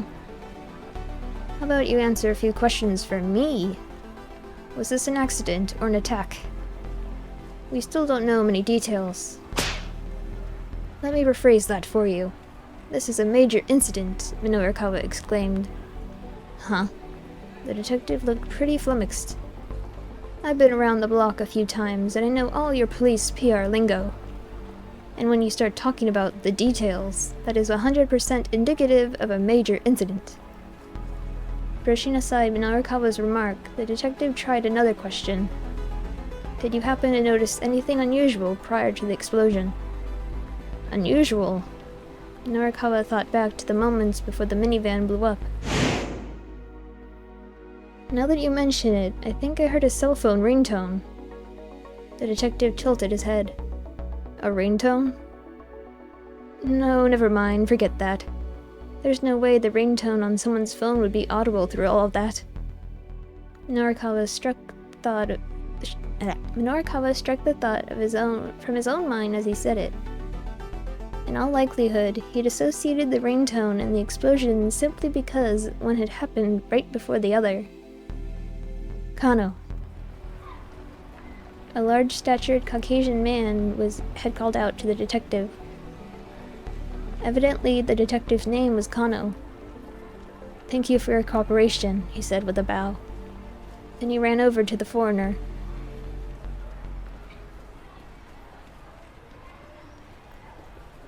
Mr. Minorukawa. Minorukawa turned at a female voice behind him. He found Miku standing there. She looked like she'd been crying. Miku, about earlier. He trailed off, searching for an apology. It's okay. That doesn't matter right now. Miku looked around the scene. Minorukawa followed her gaze. Something big went down here, he said. I know, she exclaimed. Explosion. I saw it happen with my own eyes. You what? Miku looked around nervously. Are you alright? He asked her. You're not hurt, are you? I'm okay. My ears are still ringing a bit, is all. Good. So, what did you see at the time of the explosion? Miku assumed a thoughtful expression. There was this girl who was running toward the minivan. And then I think I saw this other Middle Eastern girl suddenly make a dive for her. And then the van just exploded. Wait, hold on, Minorukawa said. So if I'm getting this right, it sounds like this Middle Eastern girl saved the girl who was running up to the van? Miku nodded. Just then, Minorikawa's phone chimed. He'd received an email. It was from Chiaki. Mr. Mino, are you still working on your copy? He checked his watch. At this point, the 4 o'clock deadline was barely 20 minutes away. Nonetheless, he decided to stay at the bomb scene. He could definitely smell a scoop here, he was sure of it. Even if he couldn't get his 6 pages done by 4, landing a major scoop should be enough to persuade the loan company. Minorikawa jotted his phone number down and handed it to Miku. "I'll make things up to you," he said. "Give me a call later." Miku took the scrap of paper, puzzled. "If you're looking for an Aiki Jiu-Jitsu dojo, I know a few." At that, her face lit up. Minorikawa decided to process the scene for clues. As he wandered around, he caught sight of Detective Kano and his Caucasian colleague heading down an alley. Huh, what's that I smell? Something pretty damn fishy. If they were slipping away for a private conversation, maybe there was some way he could listen in. Minorikawa hurried into one of the buildings that bordered the alley. He looked around and found a public bathroom upstairs on the alley side of the building. Hoping beyond hope, he slipped up to the bathroom window. Voices outside. He held his breath and listened. "Those international criminals you mentioned." Kano's words were faint, but he could make them out. Minorikawa did a little fist pump. "Correct. Roughly 8 hours ago, they infected Maria Osawa with the Eva virus. Then they let her loose somewhere in Shibuya." "Hold on. By Iwa, you mean?" The discussion involved some terms Minorikawa wasn't familiar with. He focused all of his mental energy on what the two were saying. "This is a killer virus with a 100% mortality rate once it takes hold." 100%, Minorikawa muttered to himself. The shock caused him to unclench the fist he didn't realize he'd made. This wasn't just an interesting conversation. It was monumental. It has an incubation period of 12 hours. In another 4 hours, Maria Osawa will go symptomatic. After that, she'll begin spreading the virus through the city. It's capable of airborne transmission. If we don't administer Kenji Osawa's antiviral before she develops symptoms... Yes. Everyone in Shibuya is going to die. Minorikawa felt goosebumps rise all over his body. If they were talking about a virus and a Kenji Osawa, they could only mean that Kenji Osawa. He recalled what Osawa had said earlier about the power balance of the world being at stake. There was no doubt about it. This was a tremendous scoop.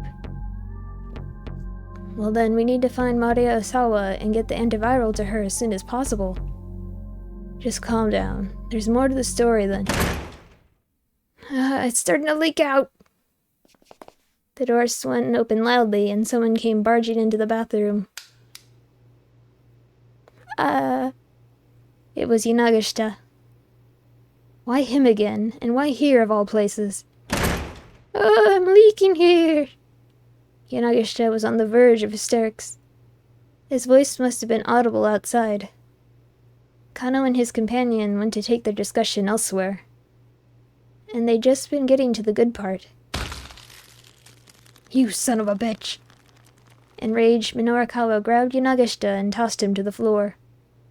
"I'm leaking!" "Shut your mouth." He put all his strength into an ankle hold and gave it a good twist.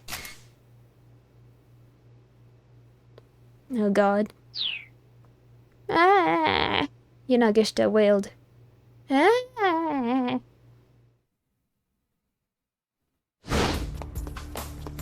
Minorikawa left the idiot blubbering in the bathroom and hurried out of the building. He hadn't heard the whole discussion, but he had a scoop on his hands anyway. This would be a tremendous score for Heaven Publishing, enough to let the company rebuild. He was certain of it. And if I'm the one saying it, it's gotta be true. As he ran along, Minorikawa tried to plan his next steps. First, he had to get back to the editing office. He'd explain the situation to the people from the loan company. Then he'd go find the paperwork for Osawa and have Chiaki check his copy. And then, after that... Okay, so he still had a lot of things he needed to do. He swatted himself on both cheeks to get himself psyched up. His phone rang. It was Chiaki. Mr. Mino, something terrible has happened. Chiaki's voice was a broken yelp. Whoa, calm down. Over on Korondori, this minivan exploded. Yeah, I'm well aware. Thanks to that, I've got a big scoop that... Chiaki cut him off. Just now, I got a call from Mr. Toyama's daughter, Hana. This time Minorikawa waited for her to finish. He had a sinking feeling. She said that Mr. Toyama was in there. It was a suicide. Minorikawa's knees buckled. Tell me you're joking. No, I mean, the van explosion is all over the news. And Hana was in tears on the phone and... Mr. Mino? Mr. Mino, are you still there? Toyama had killed himself. Minorikawa felt the energy drain from his body.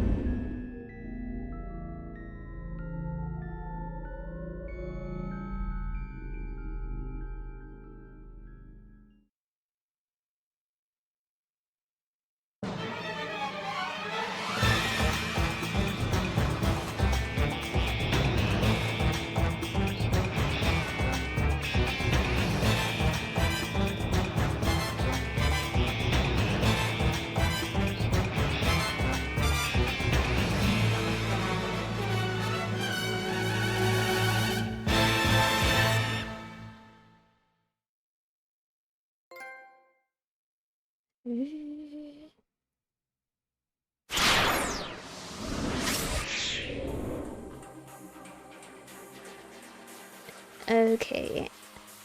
So each block, like everything just...